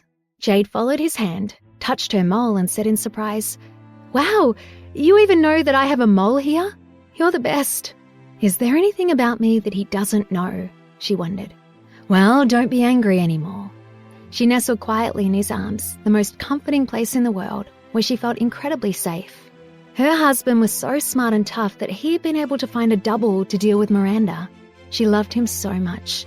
Looking up at his haggard face, she felt a little sad. "You haven't been eating well. You've lost a lot of weight." "Really? Am I not more handsome than before?" His attempt at humor fell flat. "No," she said, caressing his cheek sadly. "You used to be 100 times more handsome than now." He hugged her and said, "Well, as you liked my appearance before, I'll eat my way back to it as soon as possible. You also need fattening up. How about we eat a ton of pasta together?" Jade chuckled. "Dario's so good at making me feel happy," she thought with a warm glow. "It's so nice to be home and to have him to myself. You can fatten yourself up if you like, but I don't want to end up a fat pig. I have my fans to consider. If they stop liking me, it would be your fault." "It's all right, I like you enough. The love of millions of the fans can't match my love for you. Didn't you sleep last night? You have bags under your eyes. You should take a nap." Dario nodded and climbed into bed. She immediately wrapped her arms around him, holding him so close that she could feel his heartbeat. One day apart from each other felt like a year to them, and they'd been away from each other for more than a week. Jade looked shyly into his eyes, and then she took the initiative to kiss his lips, shutting her eyes as she did so. It was meant to be a brief kiss, but before she could break away, he drew her closer and kissed her back. Soon they forgot everything except each other as they gave in to their passion. After a few days' rest under Dario's care, Jade was restored to full health. The two took a special trip to see her grandmother. That was how they learned that Charlotte had never called the police when Iris went missing. She had received a threatening letter containing a picture of Iris. The letter said that if she dared to inform the authorities, her daughter and her mother would both die. Too scared to call the police, Charlotte had tried to phone Dario, but he had been away on a trip, so she never got through. The more Jade learned about Miranda, the more she realized how despicable and shameless she was. Episode 518. Kill Me. By this time, Jade was consumed with hatred for Miranda. When Dario saw it in her eyes, he took her firmly by the hand. "I think it's time, let's go." "Go where?" "To meet someone." Jade dropped her gaze. She had a pretty good idea of who they were off to see. Miranda had been locked in a basement for 7 days. Like Jade, she was only given water to drink and one measly meal a day. Despite this, she still had the energy to kick up a fuss. She was always demanding to see Dario, often yelling like a lunatic. Sometimes, when Caroline got tired of the noise, she put a gag in her mouth and refused to give her food. No matter how much commotion she caused, Lucas and Caroline refused to give in to her demands. By this point, Miranda's voice was becoming hoarse, but she wasn't giving up. "Hello, are you two deaf or dumb? I told you to let me go. Why hasn't Dario come to see me yet? I'll give you another hour. Does he want to see—" Suddenly, from outside her room, a cold voice rang out. "Who wants to see me so badly?" When Miranda heard the familiar voice, her face paled.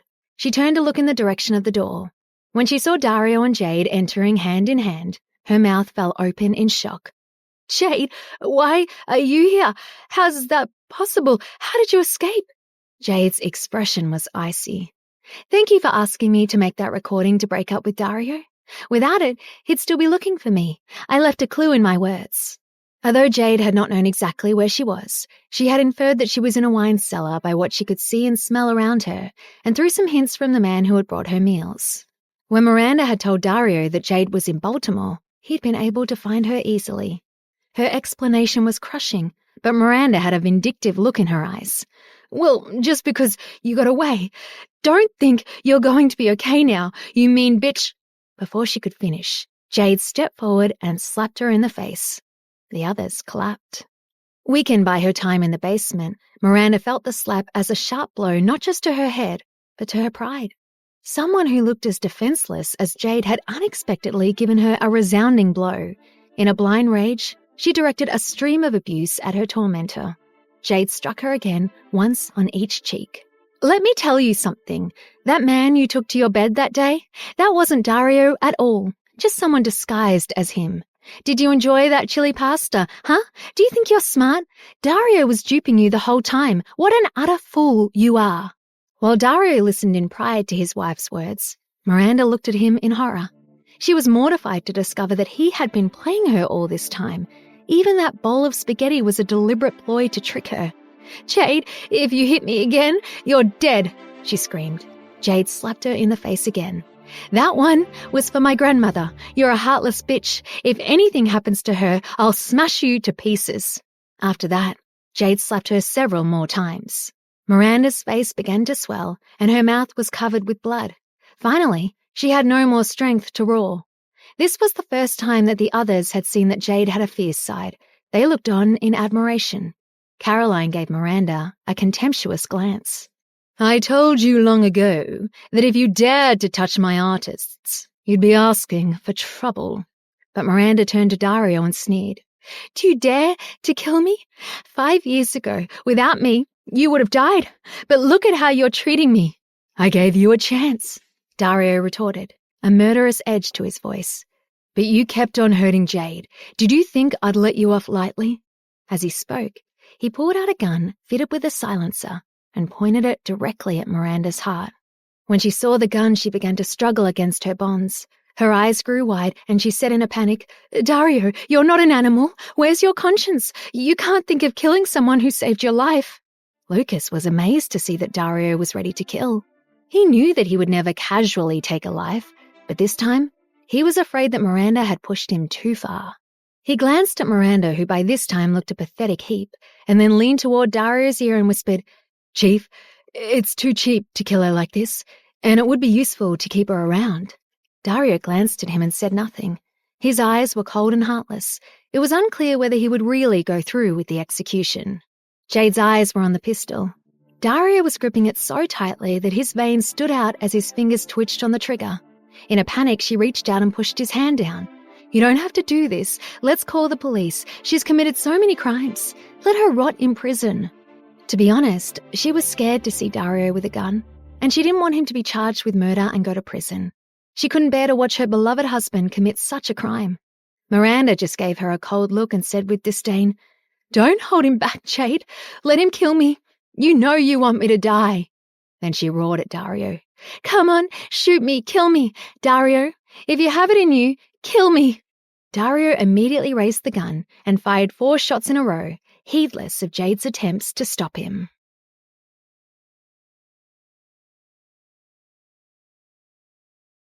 Episode 519. Locked Up. Miranda was horrified. She never dreamed that Dario would really shoot her. She was in terrible pain and couldn't breathe. Her face became pale and her body convulsed. Blood flowed from her arm. As her breathing slowed, she took stock. She'd only been hit once. It looked like a flesh wound. Clearly, Dario had not intended to kill her. Because of the silencer, the shots had not been so loud, but they shocked Jade. As she had her back to Miranda, she didn't know whether she was dead or alive. Jade was about to turn around to look at Miranda, but Dario grabbed her and drew her head onto his chest. "Don't look." He didn't want her to remember that bloody image. Then he gave the cold order to Lucas. "Take her to that correctional institution that we passed on the way here." After that, he led Jade away from that awful basement. Miranda watched them leave in silence. Finally, she closed her eyes in despair. What hurt her most was not the wound in her body, but the one in her heart.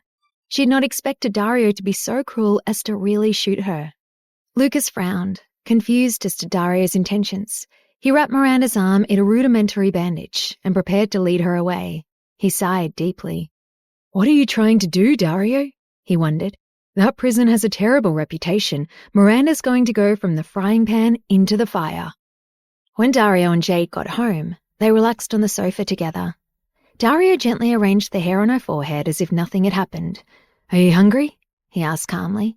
"What would you like to eat? I'll make it for you." He was once again the tender man he had been before, no longer the killer in the basement. Jade had regained her composure too. She took his hand and nervously asked him, "Does Miranda really need to go to that prison? I know she's done a lot of bad things, but I've heard dreadful rumors about that place. Isn't there somewhere better she could go, considering she once saved your life?" Jade thought Dario was just being cruel, but he was immovable. "Not everyone deserves to be forgiven. Miranda's evil. Besides, someone powerful has been backing her up and helping her all this time. If we're not careful, she'll still find a way to hurt you. I won't take her life, but I'll make sure she never gets the chance to harm you again. I gave her an opportunity. I warned her not to hurt you again, but she still insisted on going her own way. Please don't speak up for her in the future. Don't forget how much harm you've suffered at her hands," he added. After hearing this, Jade said no more. It was true that she had already forgotten her time in that wine cellar. Miranda had threatened to take her life to try to persuade Dario to sleep with her. Jade was too soft. On the surface, she appeared strong, but in her heart, she couldn't abide hurting anyone. Finally, she nodded. "All right, now that you've made your decision, I won't interfere." "Good. Take a few more days off and then go back to the set. You don't have to worry about things over there. In fact, I'm almost recovered, so I don't have to rest for very long. I'll take another day off and return to work." He nodded, kissed her forehead and said, "Good. I'll take you there when you're ready." In addition, he planned to insert several of his people among the king's palace crew to protect her. The next few days were relatively calm. Jade went back to acting, while Dario worked in his Washington office during the day and then flew to Los Angeles to spend the nights with her. Jade noticed, however, that he would arrive earlier than usual, as if afraid that she would be kidnapped again. If Dario had not known it was Jade's dream to be an actor, he would have asked her to quit her job and stay at home so that he could guard her around the clock. But he couldn't be selfish and clip her wings like that, so he just did his best to love her and protect her. Jade's mother, Charlotte, went to visit her several times on the movie set, and the relationship between them grew stronger. However, because Jade always had the feeling that Charlotte was trying to get close to her just to use her, she kept herself somewhat aloof. Charlotte never mentioned to her the collapse of the Stevens group. Jade felt that her mother had changed in some way, but she didn't know why. Miranda was in hell. She'd been in a holding cell for 5 days and every day felt like torture. The other prisoners had ganged up on her to bully and torment her in every way imaginable. She knew how to handle people on the outside, but there it was a different story. With one arm in a sling, she was too weak to fight back. The guards made perfunctory attempts to keep the other prisoners in order, but they weren't there day and night. She was slowly going crazy. The other prisoners mocked her accent and aped her mannerisms. They pulled her hair, raked her with their nails, and even bit her. Her clothes were ripped and dirty. There were times when, under their abuse, she wished she were dead. But there was no way out. She huddled in the corner, a shadow of her former self, muttering under her breath, "Don't touch me! Get away from me! Leave me alone!" "Honey, come and play with us," they wheedled. "If you touch me again, I'll kill you," she replied. Suddenly, the guards opened the door and hauled Miranda out, keeping the other women at bay with their nightsticks. Once they had brought her to the visitors' room, they withdrew, leaving her alone with the man who had come to see her. Miranda cowered from him, crouching in a corner without looking at his face, and began to tremble. Lucas stared at her in disbelief. He recalled the first time they had met. She had looked stunning, yet had a polite and cautious demeanor. What had happened to her? For a while she'd become a fierce monster, but now she'd been reduced to a pitiful wretch. He had tried to help her up, but she resisted stubbornly. "Don't touch me, go away." "Miss Gray," Lucas said calmly. "It's me, don't be scared." Miranda raised her head. When she saw him, she was astonished and began to calm down. She felt intense relief to be away from the vicious women in her cell, yet the cynical part of her sneered at her visitor. "Have you come here to crow? To jeer at me?" Lucas sighed helplessly, took out a handkerchief, and gently wiped some dried blood from her face. She'd been such a beauty. It distressed him to see her like that. "You didn't have to end up like this. What made you persecute Dario? You saved him and he would have given you whatever you wanted, but you chose to pursue what you couldn't get. Why?" Previously so cold, Lucas was speaking to her now with compassion in his eyes. Miranda was left open-mouthed by his comforting words and gentle behaviour.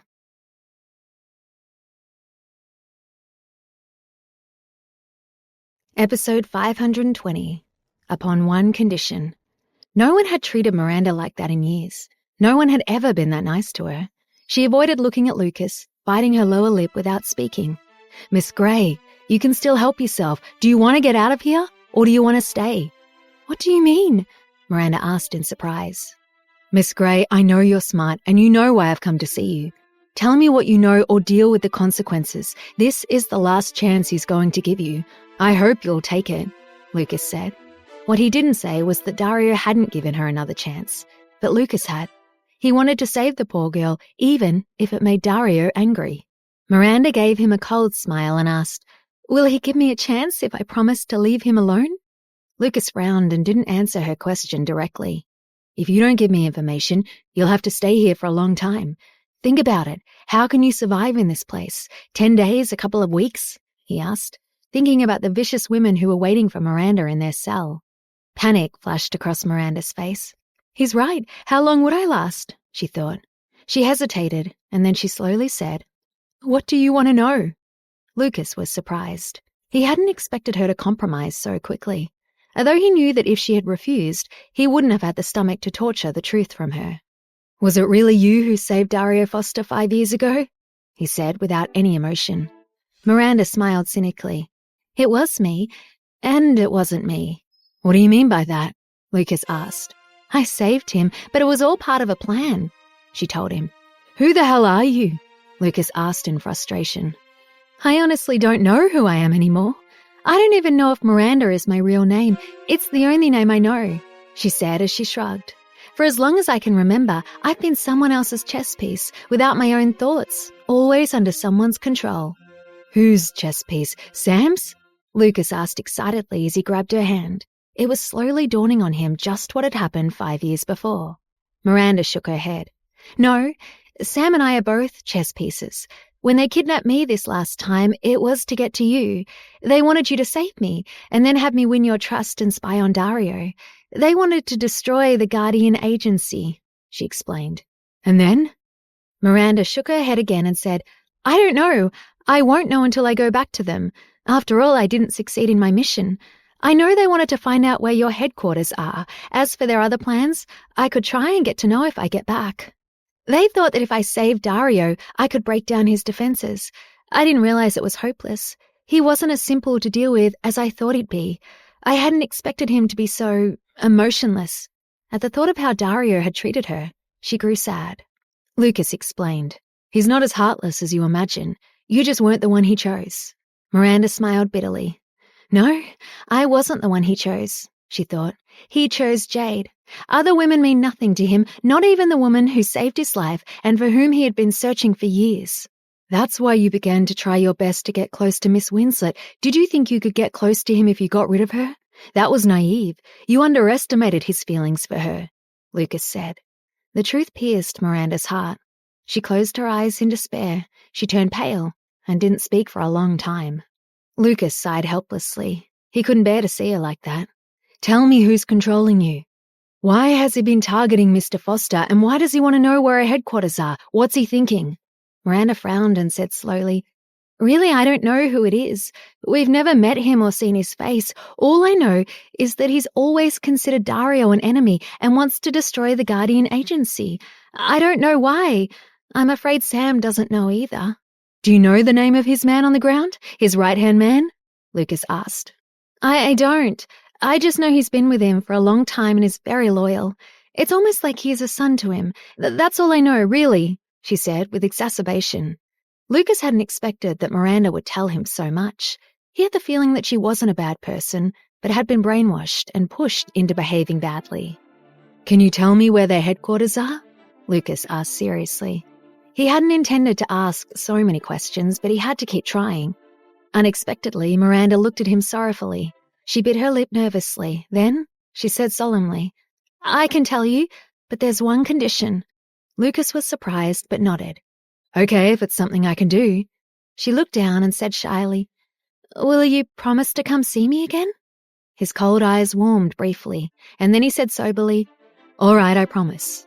Miranda raised her head as if surprised by his reply. At that moment, Lucas clearly saw the innocence and joy in her eyes. She had kept her feelings hidden because she was afraid that he would reject her. Happiness made her look like a young girl. Oh, thank you. No one has ever been as kind to me as you have, she gushed. But their headquarters aren't in the United States. They're somewhere in the UK. I don't know where, though. The UK, Lucas muttered, lost in thought. He finally knew why the photos sent to Dario that time had been sent from a server in the UK. He was silent for a moment longer, then showed Miranda a rare smile. Okay, thank you for being so honest. Mr. Foster isn't as cruel as you think. If you sincerely repent and don't hurt Miss Winslet again, I think he'll get you out of here. I have to leave now to take care of something. Miranda gazed at him for a long time, nodded, and reluctantly said, Goodbye. Not long after Lucas had left, a guard came to take Miranda to a private cell. She was finally able to sleep and she was taken care of properly. Miranda realized that her feelings for Dario were changing. She no longer felt an obsessive love for him. She just felt like she'd been mistreated. Although she envied the love between Dario and Jade, her heart was no longer broken. Now that the love for Dario had left her heart, there was room for wonderful feelings for Lucas. She was looking forward to his next visit.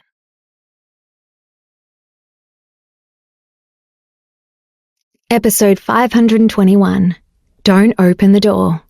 After leaving Miranda, Lucas went directly to the Milliken agency. When he got to Dario's office, he hesitated for a long time before opening the door. Dario glanced up at him and then continued to work. Lucas hadn't told him where he'd been, but Dario seemed to already know. What's going on? He asked without looking up. Lucas knew he couldn't hide anything from Dario, so he laid out all the information he had learned from Miranda. After listening to his report, Dario just nodded and then waved his hand indicating that Lucas should leave. But he didn't leave. He slowly asked, Sir, I still don't understand. She saved your life 5 years ago. Why do you always treat her so coldly? Dario said simply, Why should I be nice to her? Because she saved my life? He sneered and added, "I've never believed her. There were too many coincidences. The person who supposedly saved me suddenly shows up in my life again after my unsuccessful 5-year search. The accident was obviously a well-organized affair. I wanted her to think I believed her to learn what they were up to, but I couldn't pretend to care about her, since I never believed she saved me." "Well, if she had saved your life, but not as part of some plot, would you still treat her the way you do?" Lucas asked doubtfully. Dario's eyes flashed as he replied, "Even if she'd really saved me, if she dared to hurt Jade, I would have treated her the same way." He could never forgive someone who would harm his beloved. If she had really saved him, he would have repaid her, but not by giving away his love if that would hurt Jade. Jade was his true savior and the most important thing in his world. After work, Dario took his private plane to Los Angeles. It was after 11 when he arrived. Jade had finished filming and was resting in her room. She hadn't gone to sleep.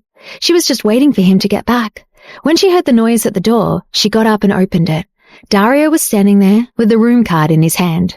"Oh, darling, you're here at last. I missed you so much." Jade couldn't wait to throw herself into his arms. However, Dario said angrily, "Why did you open the door? You can't just open the door to just anyone. Did you forget what we talked about? What if there'd been someone wanting to hurt you?" Knowing that he was just worried about her, Jade wasn't angry. She explained, "I heard your footsteps. They're very distinctive." "Fine, get inside," Dario muttered, but his eyes flashed with pride. Soon after they had met, Jade had been able to distinguish Dario's footsteps, his breathing, and other things. It must have been love, he thought. They settled into bed and Jade nestled into his warm arms, her face full of happiness. She tried to comfort him by saying, "Dario, you don't have to worry. I'm fine here alone. Now Caroline has the room next to mine. I know you're afraid something will happen to me, but you're being overprotective." "Silly girl. It's my job to make sure nothing else happens to you. Come on, it's late. Get some rest," Dario said as he stroked her hair to help her fall asleep. Jade was frustrated. Since she'd been rescued from the wine cellar, Dario hadn't dared to touch her because he was afraid that he would hurt her. But she had recovered. She wanted to know why he held off, but was too embarrassed to ask. So Dario had been coming every night and had just embraced her as she slept. She wanted more. She missed his passionate kisses and touches. She knew he was just worried that she wasn't ready for sex again, but she was. That evening, she decided that she would let him know. She gently stroked his warm chest and said sweetly, "By the way, Dario, I told Caroline that after the filming is done, I want to take a break. I won't take on any more work for a while. I just want to be with you." She then explained that since she'd been filming in Los Angeles, she'd watched Dario run himself ragged. She hated seeing him work so hard just to accommodate her schedule. She really wanted to spend some quiet time with him. She thought that it was time for her to simply play the role of a wife for a while. Dario listened to her intently. "Sweetheart, you don't need to give up anything for me," he said. "You just need to be yourself. It's worth flying back and forth if it means you're in bed next to me. No matter what, I will always come and sleep with you." "You're a big, silly fool," she said affectionately. But her heart felt warm hearing his emotional declaration. Then she suddenly pounced on his body and kissed his lips. It wasn't just a goodnight peck, but a deep, eager kiss. She uneasily ran her hands along his body. She had noticed how skinny he was a few days before and had been heartbroken. So she was relieved to feel that his strong body was back to normal. Seeing Jade show her need for him, desire and fire ignited in Dario's eyes. He grabbed her delicate wrist, his eyes hot, and his voice deep and hoarse. "Don't you want to go to sleep?" he asked. Episode 522. Up All Night. Jade gazed into Dario's eyes and pushed into his body. Dario, who had learned what she liked, nibbled on her earlobe and panted gently in her ear. "No, I don't think I want to sleep. I think I want you inside me," she whispered seductively as she trailed her fingernails down his body. Her warm breath and provocative words shocked Dario. He felt his lower body burn with desire. He grabbed her waist with his strong hands, pulling her down on him as he gasped, "Where did you learn to be like this?" Jade smiled, pleased that her manipulations were working. She moved her hands further down his body. She kissed his shoulders, neck, and throat as she whispered, "I learned from you, of course. Don't you like it? If you don't, I can stop and we can go to sleep," she said. Then she abruptly removed her hands and rolled over, pretending to go to sleep. Dario pressed against her back and wrapped his arms around her. He kissed her back and groaned, "How can I stop? My sweet wife doesn't want to sleep. All I can do is make sure she gets what she needs." Their naked bodies were entwined. Dario, who had barely managed to keep away from her for 2 weeks, erupted with passion. He let himself go completely, pulling Jade to him again and again during the night. By morning, Jade was completely exhausted, and Dario finally rolled away. She had no idea where he got the energy. It was as if he was on drugs. Dario gazed at her soft body as she slept. No matter how often he saw her, he couldn't get enough. Once he started touching her, he couldn't control himself. She was the drug that kept him going. It had been a long night. When Jade woke up, it was already afternoon. Dario hadn't left her side. So when she opened her eyes, the first thing she saw was Dario lying next to her. She immediately threw herself into his arms and gave him a good morning kiss. "Sweetheart, why are you already awake? What time is it?" she asked. "It's 2 in the afternoon," he calmly told her. Jade sat up quickly and cried, "What? Why didn't you wake me? I'm late for the shoot. This is your fault. The director is going to be livid." As she got up to get dressed, Dario grabbed her neck and pulled her down for a kiss. He smiled knowingly as he said, "Who seduced who last night? I believe this is your fault." Jade leaned against him and sighed. "I hate that you're handsome and irresistible. I can't help myself, but maybe you could be a little less needy next time. You're affecting my work when you keep me up all night." Dario's eyebrows shot up. He smiled and teased her. "I think you just need to be a little less gorgeous. If you're a little uglier, I wouldn't want to keep going." Jade pushed against his shoulder and said unhappily, "That's not a very nice thing to say." Then she leaned against his chest and listened to his powerful heartbeat. "I wish that we could stay this way forever. Every minute and every second with you makes me happy. Meeting you was the best thing that ever happened to me." Dario hugged her tightly and kissed her soft lips, but apparently kissing her wasn't going to be enough. Jade responded with a smile. She wrangled with him for a while and then pushed him away and said, "All right, enough, Dario. I need to get dressed for work. I'll be back to indulge you tonight." "Then I'll look forward to your indulging," he replied solemnly. Jade laughed. She had never expected that someone like him would work so hard to make her happy. She was so lucky. "I'll be sure to put you at the top of my list," she said, as solemnly as he had spoken. Once they had showered and dressed, Dario ordered room service. During the meal, Dario fed Jade bites off his plate. They took their time enjoying the lunch. Jade was so happy, she felt she could die. After that day, however, she hardly saw him. He no longer came to see her at night. When she tried to text or call him, he answered very briefly. She tried not to let it bother her, assuming that he had become busy with work. But when her birthday arrived and she still hadn't heard much from him, she began to worry. She received a call from her grandmother early on the morning of her birthday. "Hello, my sweet girl. Happy birthday. Do you know how you're going to celebrate? If you don't have plans, your mother arranged dinner and a cake to celebrate." "Thanks, Grandma, but I told you I might be staying in Los Angeles. Since I took all that time off, our filming is way behind. It's going to be hard to leave," she said apologetically. Iris said she understood and abruptly hung up the phone.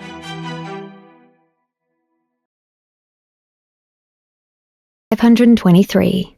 Dario forgot Jade's birthday? As soon as Jade had arrived on the set, they got to work.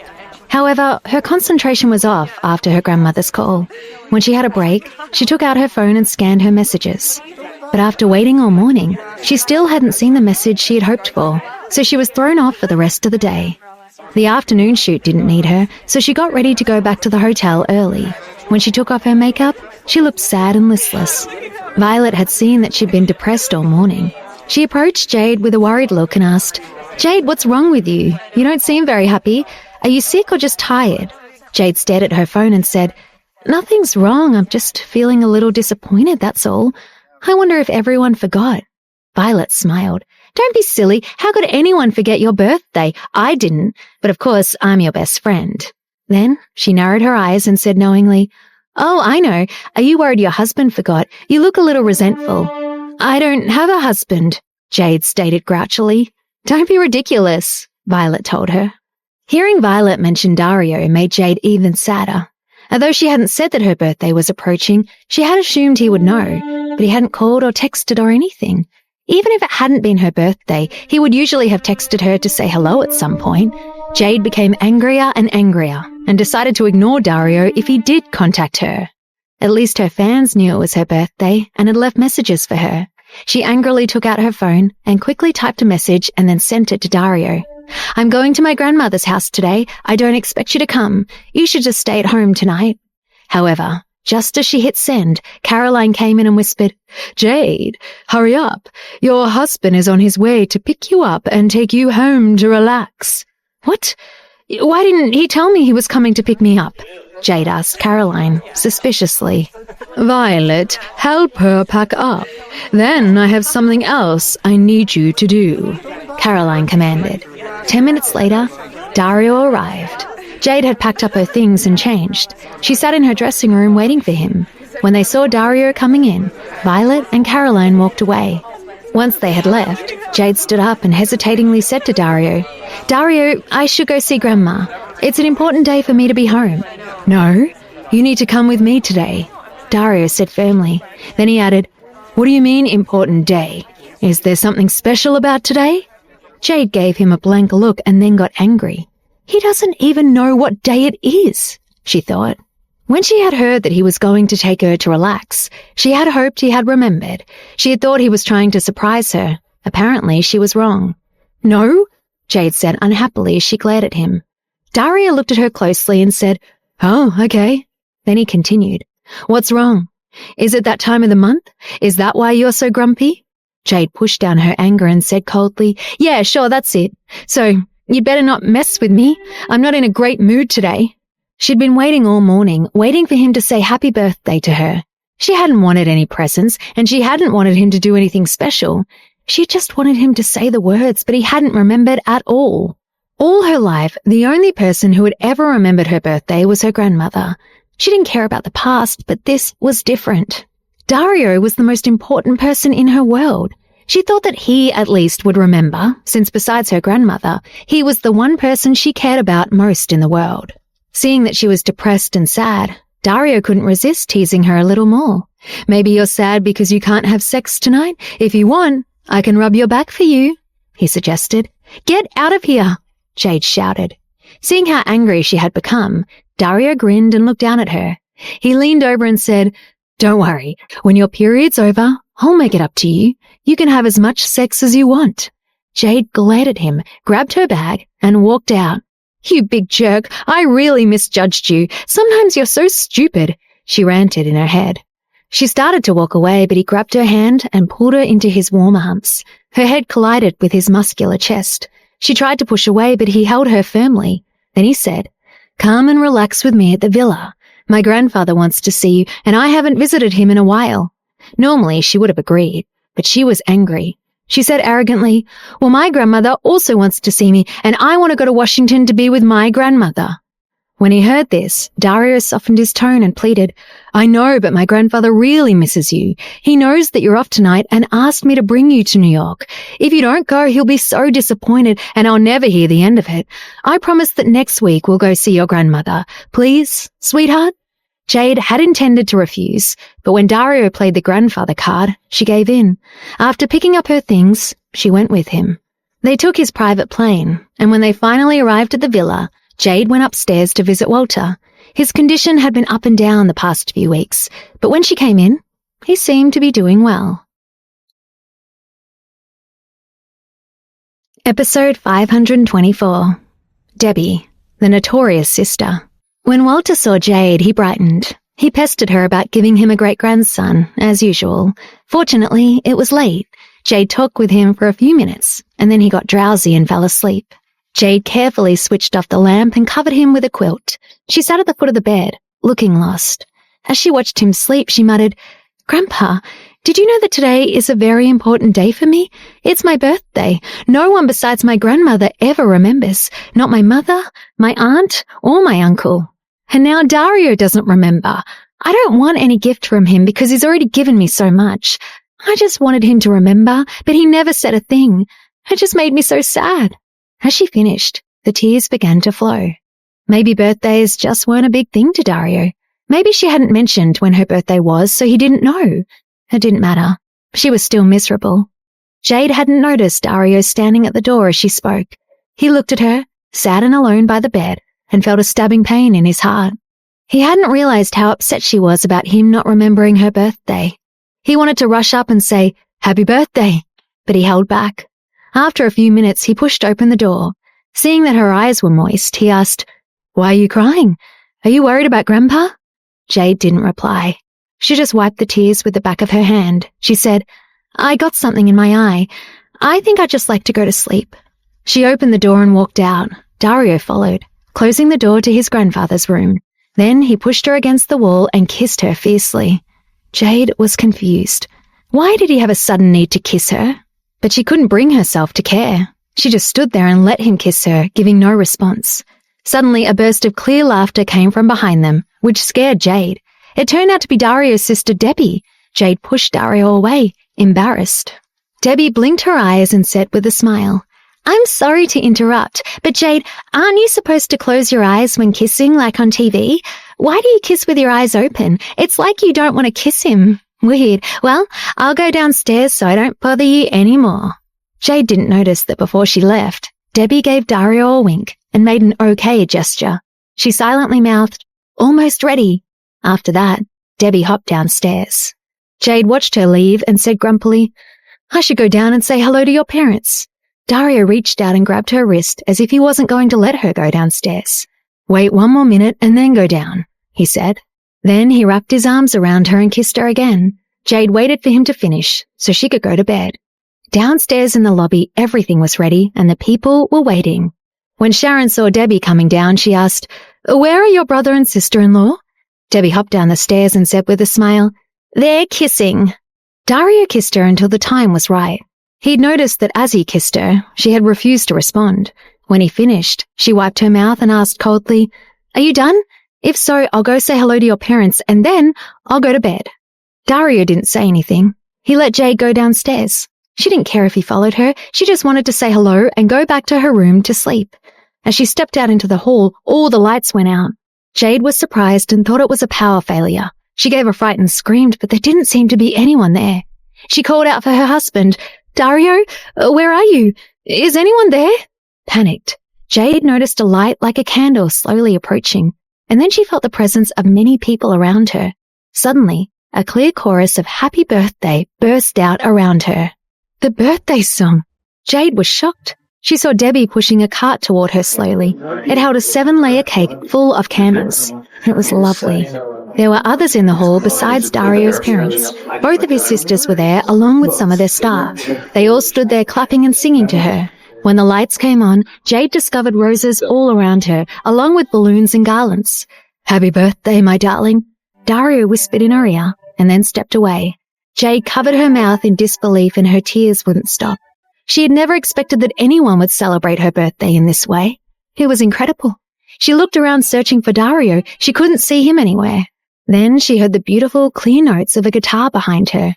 She turned to see Dario sitting on the stairs, singing and playing for her. His handsome face was full of tenderness. He was like a god who had descended from the heavens to celebrate with her. Episode 525. Jade's dream came true. Jade was stunned. She hadn't realized that Dario could play the guitar, let alone sing before so many people. He sounded more like a professional, overloaded with office work. However, everyone was intoxicated by his music that day. The song he sang was both a birthday song and a love song that he had composed by himself. He sang about how she would be blowing away her past sorrows when she blew out the candles.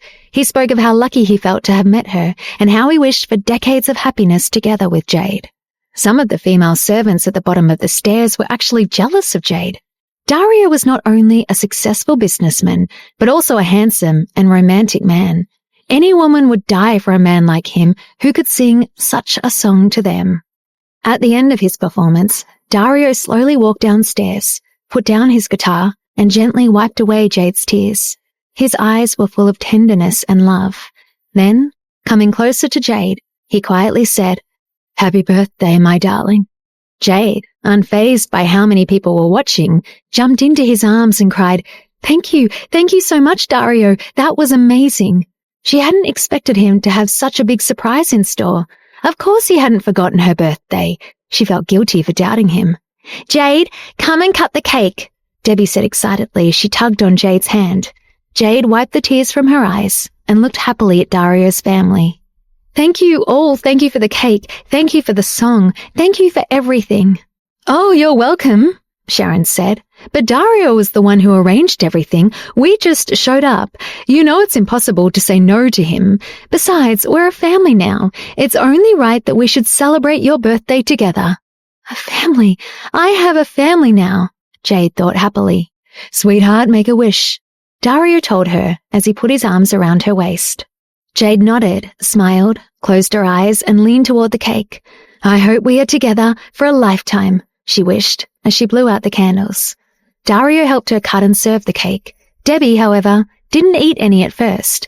Instead, she stuck her finger in it and smeared some cream on Jade's face. Jade was stunned, but then smashed some cream from her piece of cake on Debbie's nose. Then, they both froze for a moment, worried that the elders wouldn't approve of such behavior. For a moment, there was an awkward silence, and then they all started laughing, along with Debbie. Sharon put some of her cake on Dario's nose too. Soon, no one had been spared. Jade doubted Dario's employees could even imagine him being in a cake fight. She really liked Dario's family. She had never seen a family so harmonious and warm. She was so thankful to meet Dario and that he had brought her into his family and worked out every odd to help them accept her. They celebrated her birthday together until midnight. When the party ended, Dario went upstairs with Jade. When they got to the room, Dario removed their cake-stained clothes and led her to the bathtub. He drew a warm bath and coaxed Jade into it. She didn't need to lift a finger. He gently washed the cake from her face and hair, poured warm water down her back and massaged her neck. The surrounding was beautifully decorated with aromatic candles and orchids. When she got out of the tub, he helped her slip on her silk robe and even dried her hair with the hairdryer. Jade smiled contentedly the entire time. All she wanted was to enjoy the moment. Jade's eyes also twinkled with happiness. The day had been a roller coaster of emotions for her. As she curled into his arms, she asked, Dario, why do you treat me so well? Do you realize that this is my first birthday party ever? It was the most beautiful cake I've ever seen. You have no idea how much it meant to me. Although Jade's grandmother had always celebrated her birthday, because of her hospitalizations, she seldom bought cake and had little money to throw a party. The others in her family had never even remembered her birthday, let alone given her a party. It had been a dark and lonely 23 years. Now that Dario was in her life, she felt that her whole world was different. It was now full of colors and happiness. Silly girl, I'm good to you for selfish reasons. Everything I do for you is because I want you to love me more, Dario told her as he stroked her hair.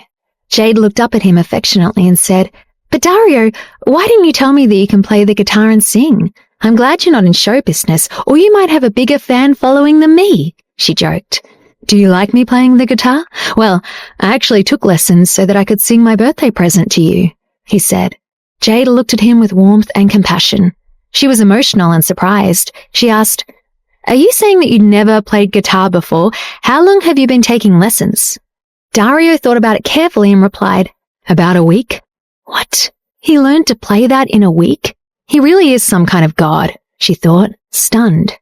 Everyone else she knew had to take lessons for years before they became that proficient, but he mastered it in a week, she thought.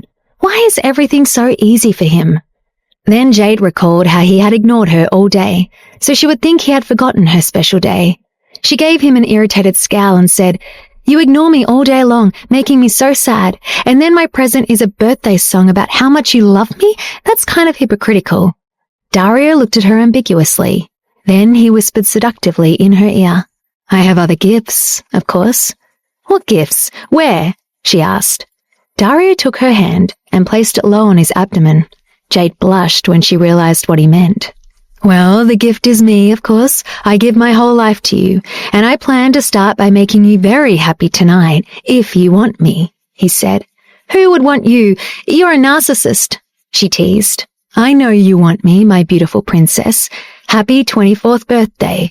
Just so you know, when you turn 34, 44, and 74, I plan to still be with you and spend every birthday with you.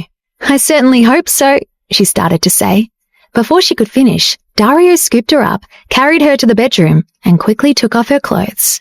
We're husband and wife, we'll always be together, he promised. Jade smiled sweetly, put her arms around his neck and kissed him passionately. Their passion continued into the night. When they were done, Jade lay in bed facing him with her eyes wide open and full of happiness. She didn't want the moment to end. Dario pulled her hand to his lips and kissed it tenderly. He asked, "Why aren't you sleeping?" Jade gazed at him lovingly and said, "I don't want to sleep, I just want to look at you forever." He laughed and then suddenly sat up and turned on the light. He said eagerly, "Sweetheart, I still have one more gift to give you. I was going to wait, but I couldn't help it. I want to give it to you now." Jade laughed when she saw Dario's face shining with excitement. "But you've already given me the gift of yourself. What other surprise do you have waiting for me?" she asked. Dario grinned and didn't say anything. Then he opened the wardrobe next to the bed. It was empty, except for one item of clothing. Jade's eyes widened with surprise. When she saw the white dress, she was stunned. She covered her mouth, but the words spilled out anyway. "Wow, oh my God, it's so lovely," she cried. It was the most spectacular wedding dress she had ever seen. Episode 526, The Most Anticipated Wedding. The dress was pure white with a flowing lace and chiffon skirt. The bodice was embroidered with delicate lilies and leaves. The flowing train was decorated with satin roses and sparkling jewels. It hung in the wardrobe like a delicate cloud floating in the sky. Jade looked at the handsome man in front of her with a bank of questions in her mind. Then Dario wrapped his arms around her and whispered, "What do you think? It was made especially for you. You'll wear it very soon, I promise. I'm so sorry we haven't had a real wedding ceremony yet. Now that my parents know about us, we don't have to wait. They now consider you part of the family and are making preparations. You just give the word and we can have the wedding." "Oh, Dario, I love you so much. You have my word forever," Jade said, as tears of happiness ran down her face. It was absolutely the best birthday present she had ever received. She had fantasized about what she would look like in her wedding dress one day. She hadn't imagined anything like this one, however. She had in the past thought of a wedding, but never shared anything with Dario, and here he was, making her dream come true, one by one. "It's really beautiful," she told him. "Would you like to try it on?" Dario asked. Seeing her so happy made him happy. She nodded excitedly and quickly said, "Oh yes." Dario hadn't told her that he was the one who had designed the dress. From the moment he had first met her, he had been thinking about it. He had recently completed the design and given it to the seamstresses. Now that the dress was all ready, right before his eyes, he couldn't wait to see her in it. The folds of the snow-white skirt fell like waterfalls down her slender body, and she looked as if she was floating on air. Her jet-black hair spilled over her shoulders and contrasted perfectly with the satin white dress. Her face was slightly flushed, and she wore a shy smile as she gazed back at Dario. Dario, who had known she would look beautiful, was still stunned when he saw her in the dress. He believed she must be the most beautiful woman in the world. He gazed at her for a long time and was speechless. Jade looked at herself in the mirror. She was so elated that she walked around the room in the dress a dozen times. She was too happy to go to sleep that night. "Well, what do you think?" she asked Dario. He thought she looked just like an angel who had come down from heaven and felt drunk with love. He grasped her hand tightly and said, "My darling, you are the most beautiful woman in the world." Jade laughed delightedly but said, "I think you're just exaggerating. You are constantly surrounded by beautiful women. No matter how many beauties I see, none of them will ever be as lovely as you are in my eyes. I think we should dance," he said, and stretched out his hand to her. While she'd been getting into her wedding dress, he had changed into a black suit with a white shirt, making him look like a bridegroom. "It's just like how our wedding day will be," thought Jade blissfully. She took his hand with a smile, and he twirled her around the room. Although there wasn't any real music, they swayed together to a rhythm all of their own in the room. "Dario, I love you with all my heart," Jade whispered against his chest. "And I love you, my darling." 2 months later, Jade was putting on her wedding makeup. Violet, dressed as a bridesmaid, stumbled into the room, bursting with excitement. Jade couldn't help laughing as she asked, "Violet, what are you doing? What's got you so excited?" Violet trembled as she placed a large box on the table. "Oh my God, your husband is amazing. I'm about to lose my mind," she cried. "What are you talking about?" Jade asked curiously. "He just had this delivered. They said it was your veil," Violet said, slowly opening the box. She carefully took out a tiara covered in diamonds. The Belgian lace that fell from it was decorated with delicate flowers and leaves. Violet was amazed by its dazzling colors, even though she had already peeked at it before bringing it to Jade. As Jade's maid of honor, Violet was inundated with responsibilities. These included Dario stopping by and handing her a big red envelope. He had said that someone would be delivering the veil, and she should give the envelope to them. When she looked inside, she found a check for $100,000. So of course she had to see what kind of veil that kind of money would buy. Jade would look like a queen when she wore it. News about Jade and Dario's wedding had been in the headlines for weeks. When Violet sent out the photo of Jade's wedding veil on social media, her account exploded. Jade had anticipated that it would take at least 6 months to prepare for such an elaborate wedding. What she hadn't realized was that Dario had already been preparing for months. He had selected the dress, the veil, and the ring. All she had to do was wait for her Prince Charming to make an appearance. Jade had just put on her veil when she looked up to find that the makeup artist and Violet had disappeared. When she saw the handsome man in her mirror, she smiled happily. Then she said grouchily, "Well, you might as well come in now. Honestly, my bridesmaid is pretty useless, the way she lets you in and out whenever you want." Dario grinned and told her, "Well, it doesn't matter if your bridesmaid is useless when your bridegroom is here and willing to be useful." He took out a pair of white, high-heeled shoes. They were encrusted with sparkling crystals. From a distance, they looked like Cinderella's glass slippers. Dario helped her put them on and escorted her out of the room. They held hands as they walked downstairs. When they reached the bottom, the waiting crowd threw rose petals at them. The throng was made up of friends, relatives, co-workers, and fans. They all applauded and cheered for the happy couple. A beautifully decorated limousine met them at the front door. The front of the car was covered with pink roses. The roses surrounded a pair of dolls, carved to resemble Jade and Dario. The more she saw, the more envious Violet became. She was awed by the amount of planning Dario had done for the wedding. What kind of man designs his own wedding? She wondered. Jade, already stunned by the veil and the shoes Dario had given her, was astonished by the limousine as well. Dario opened the door and helped her into the car. Jade looked over and was only mildly surprised to see that their driver was Lucas. He was wearing a fancy grey suit and his hair was neatly combed. He looked quite handsome. He smiled enthusiastically when she climbed in. Stretching out behind the limousine were 2 lines of cars for the guests. Such an impressive motorcade driving through Washington was sure to make the news. Jade squinted at the vehicles behind them. She asked in surprise, "Dario, how many cars did you arrange?" The lines stretched so far back that she couldn't see the road. Dario held her tightly and said with a grin, "Guess." She shook her head and said, "I have no idea." Then she said wryly, "By the way, now might be a nice time to tell me where we're going to have the wedding." Since he had shown her the wedding dress 2 months before, Dario hadn't told her anything about the wedding plans. He'd arranged everything himself. As a result, she didn't even know where it was to be held. She had assumed that he had wanted to surprise her, and she had faith that he wouldn't let her down. Dario didn't answer her question, but he looked into her clear eyes and asked, "Well, where do you want to hold the wedding?" Jade said brightly, "As long as I'm the one next to you, it doesn't matter where we get married. I love you to death and just want to celebrate that." Dario then finally uttered that it was he who had designed her beautiful wedding gown and had been onto it from the first day he had met her. Jade was emotional. She simply kissed him and tried not to cry. She kept telling herself that it was the most important day of her life and she couldn't ruin 2 hours of makeup application. There were many reporters taking photos, as well as several of Jade's fans. She thought about how fortunate she was to be adored by so many people. She'd always thought that her connection with Dario would be unwelcome. She hadn't expected so much support from her followers. The limousine drove through the city with a lot of fanfare. People all over the country were watching the wedding of the most powerful businessman and the superstar, thanks to television and online broadcasts. It was quite the sensation. After a 20-minute drive, the motorcade arrived at one of the largest parks in the city. The park had been carefully arranged to accommodate thousands of people. At the entrance, Jade saw fresh flower arches and 2 exquisite trails made of white roses. A long red carpet ran between the trails. Off to one side, she saw many long tables full of exquisite snacks and cakes. Jade was mesmerized.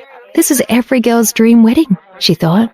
When they stepped out of the limousine, Dario handed her 1 red rose. Smiling from ear to ear, he took her hand and led her to the end of the red carpet as everyone clapped. Jade noticed that the officiant was already waiting for them. Then she did a double take. "He looks like David Swan, but that can't be right," she thought. The man she was looking at didn't appear to be the funny, irreverent friend she thought she knew. Instead, he awaited them with a serious expression, wearing an expensive suit and holding a microphone in his hand. As she looked more closely, she saw tears in his eyes. "Hello, everyone. My name is David Swan. On behalf of the about-to-be newlyweds and their family, I'd like to express our heartfelt thanks for joining us and offer a warm welcome to all of you.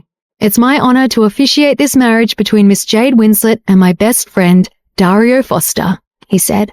"The bride and groom are about to embark on a romantic voyage and open the door to their happiness," he continued. "The groom is wearing the sweetest smile I have ever seen on his face. The bride, of course, looks noble and beautiful. I know she's been down a long road to get here, and I'm glad that she's joining her life with the man of her dreams. Now, let's welcome them up here with a round of applause." As they approached, Jade seemed a little nervous. Dario was very calm and held her hand to encourage her. They took their places in front of David. "Mr. Foster, in front of you is the elegant, beautiful, and gentle Miss Winslet. Please take her hands," David instructed. Dario reached down and grasped both of Jade's hands and brought them to his lips. "Do you, Dario, take Jade to be your lawfully wedded wife, to have and hold for a lifetime?" David asked as the priest. Dario looked directly into Jade's tearful eyes and said in a strong, clear voice, "I do." David looked at Jade and asked, "Do you, Jade, take Dario to be your lawfully wedded husband, to have and to hold for a lifetime?" The tears were already falling from her eyes as she stammered happily, "I do." Marriages need a symbol that shows your love. If you love a person, you should love all of them, the good and the bad. You should never abandon them, and never let that change with the passage of time. Now, here come the symbols of your love," David announced. With that, Debbie skipped down the aisle with 2 rings, designed by Dario, engraved with their names and tied to a small pillow. There were no 2 rings like them in the world, just as there was no love like theirs in the world. "Dario, look at your wife, and remember that you have chosen Jade as the one to spend the rest of your life with. This ring is a symbol of that choice. Jade, look at your husband, and remember that you have chosen Dario as the one to spend the rest of your life with. This ring is a symbol of that choice.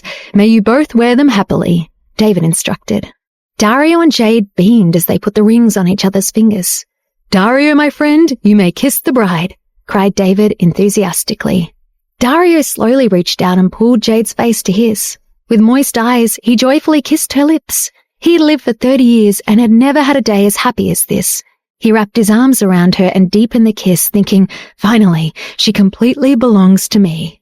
There was a burst of warm applause and happy shouts from the audience. Everyone went crazy as they celebrated the wedding of the decade. With the ceremony officially concluded, David, who had struggled to be serious the whole time, finally couldn't help himself. "Okay, people, who wants to party on Dario's dime? Raise your hands. Let's all celebrate," he cried excitedly into the microphone. They all raised their hands and cheered. When Dario heard David's words, he even burst into laughter. He knew how hard it was for David to stay serious for more than 3 seconds. At that moment, Donald Foster, wearing a tuxedo, pushed in a champagne cart. Next to him, Sharon was handing out glasses of champagne to the crowd. They both beamed with satisfaction. Later in the evening, David spotted Monica standing next to the stage. He approached her, grasped her hand, and went down on one knee in front of everyone. He pulled out a box containing a large diamond ring and said excitedly, "Monica, my goddess, will you marry me? Believe me, I promise to love and take care of you for the rest of my life."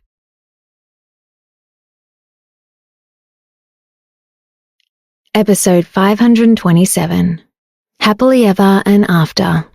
When the rich and successful David Swan proposed to Monica Harper, the famous movie star, at the even more famous Foster Winslet wedding, it was explosive news. All the social media outlets were sharing the story almost before David had finished asking. Monica, who had felt obligated to attend the wedding ceremony, didn't think this was the right time or place for David to do such a thing. She was stunned and didn't know what to say. Meanwhile, the people nearby began to chant, "Say yes! Say yes! Say yes!" Monica was at a loss, and then turned to walk away from the crowd. David quickly followed her. Jade grabbed the microphone with a faint smile on her face and called out, "Go get her, Mr. Swan." That story has yet to be resolved, she thought. She honestly hoped that everyone at their wedding would find their own happiness with the people they loved. Lucas smiled as he took out his phone and gazed at the laughing woman on the screen. It was a picture of Miranda Gray. He knew for a fact that she'd been released 2 months before and that he would see her soon. He was so busy looking at the picture that he almost missed the incoming message. The lavender here is quite lovely. It's a pity that I have no one to share it with. It was an unfamiliar number, but he knew who had sent it. He grimaced, then turned to Dario and said, "Sir, I'm sorry, but it's time for me to resign." Dario glanced at him, gave him a knowing smile, and then tossed a set of car keys at him. He said kindly, "Go on, I know. You'll find papers for your pension in the car." Lucas gave him a smile like Jade had never seen before, and then he dashed away. When he got in the car, he quickly texted back to the unfamiliar number, "Wait for me." When Lucas climbed into the car, he discovered that Dario had left him a check for a significant amount and a ticket to Provence. Both he and Dario knew that Miranda had gone to Provence, and she would be waiting for him.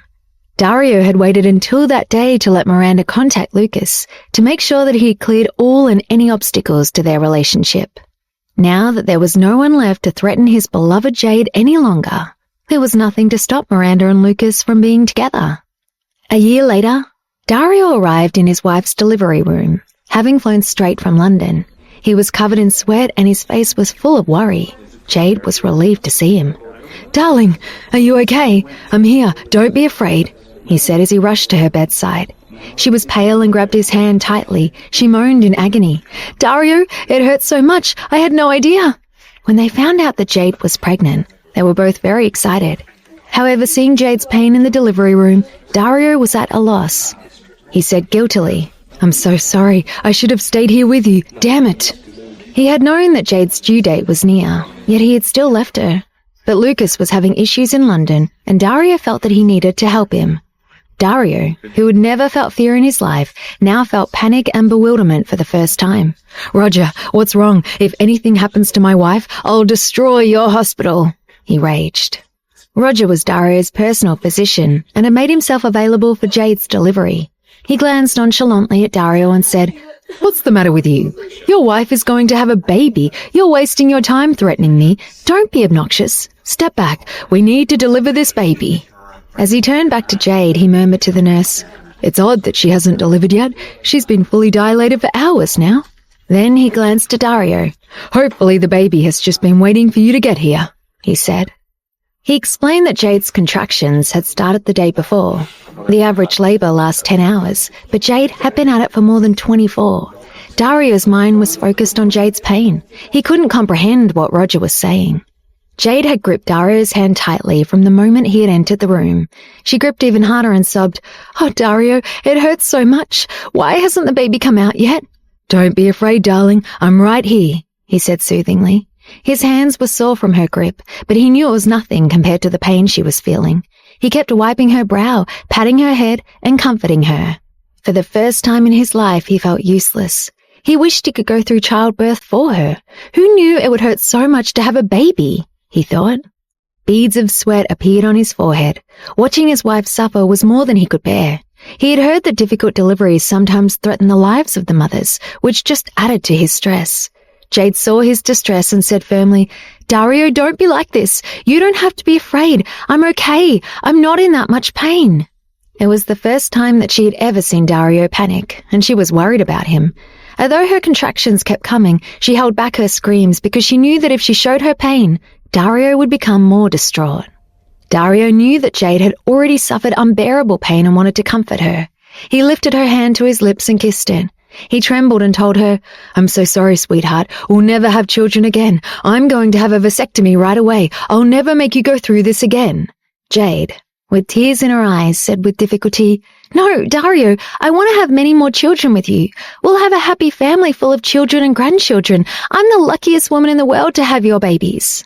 "Okay, Jade, here we go. Push. I can see the baby's head. Push. Okay, breathe. Inhale. Exhale. Yes, you're doing great. Almost there," cried Roger. He was relieved to see the baby's head because if it hadn't appeared soon, it would have meant a C-section was needed. Jade grabbed Dario's hand and nodded. "Help me," she told him. She finally felt that this tiny life was ready to leave her body. Dario was extremely excited and supportive, constantly wiping the sweat from her forehead and cheering her on. "Okay, sweetheart, you can do this. Soon we'll get to meet our baby," he cried. Okay, save your strength, the doctor instructed. Don't yell. When you feel the need to push, just grit your teeth and push as hard as you can, okay? Jade nodded and followed his advice. The contractions eased and she took a breath. Everyone had told her that giving birth to a child was a journey through the gates of hell. At that point, Jade understood what they had meant, but when she saw Dario looking so hopeful, she suddenly felt that it was all worth it. She'd been in labor for a day. If it had been only her, she wouldn't have had the strength to continue. But once Dario finally joined her, she felt full of courage. However, Dario looked more nervous and in pain than Jade. When the doctor told her she only needed one more push, she took Dario's hand and asked, "Dario, do you want a boy or a girl?" Dario tried to remain calm as he kissed her forehead and said, "As long as it belongs to you and me, I don't care."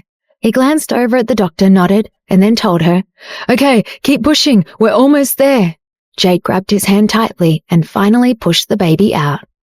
When they heard their child's first cries, they looked at each other in awe. Dario's eyes filled with tears. He was excited and stunned and unable to explain how he felt. "This little person belongs to us," he thought joyfully. The doctor cut the umbilical cord.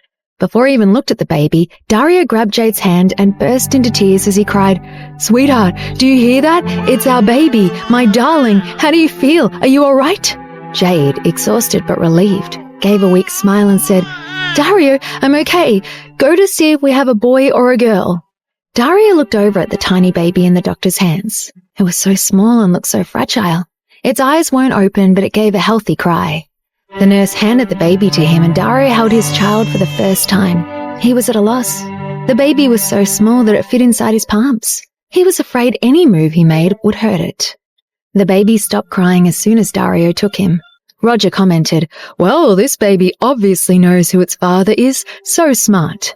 Dario stared at the child curiously. The baby was wrinkled and red. It was a boy, Dario told Jade. But Dario had always wanted a daughter, and as if the baby knew what Dario was thinking, he began to cry. This made Dario nervous, and his thoughts immediately vanished as he carefully rocked the baby, saying, don't cry, dear, Daddy's here." Dario was so focused on his child that he didn't notice Jade gazing at him peacefully. She leaned back in the bed and watched her husband, the cold CEO, holding his child with a face full of warmth and happiness. Dario then walked up to Jade and uttered, "So we finally have made our own human." Jade burst into laughter and so did Dario, the nurse, and Roger, as the little one also giggled with big, shiny eyes.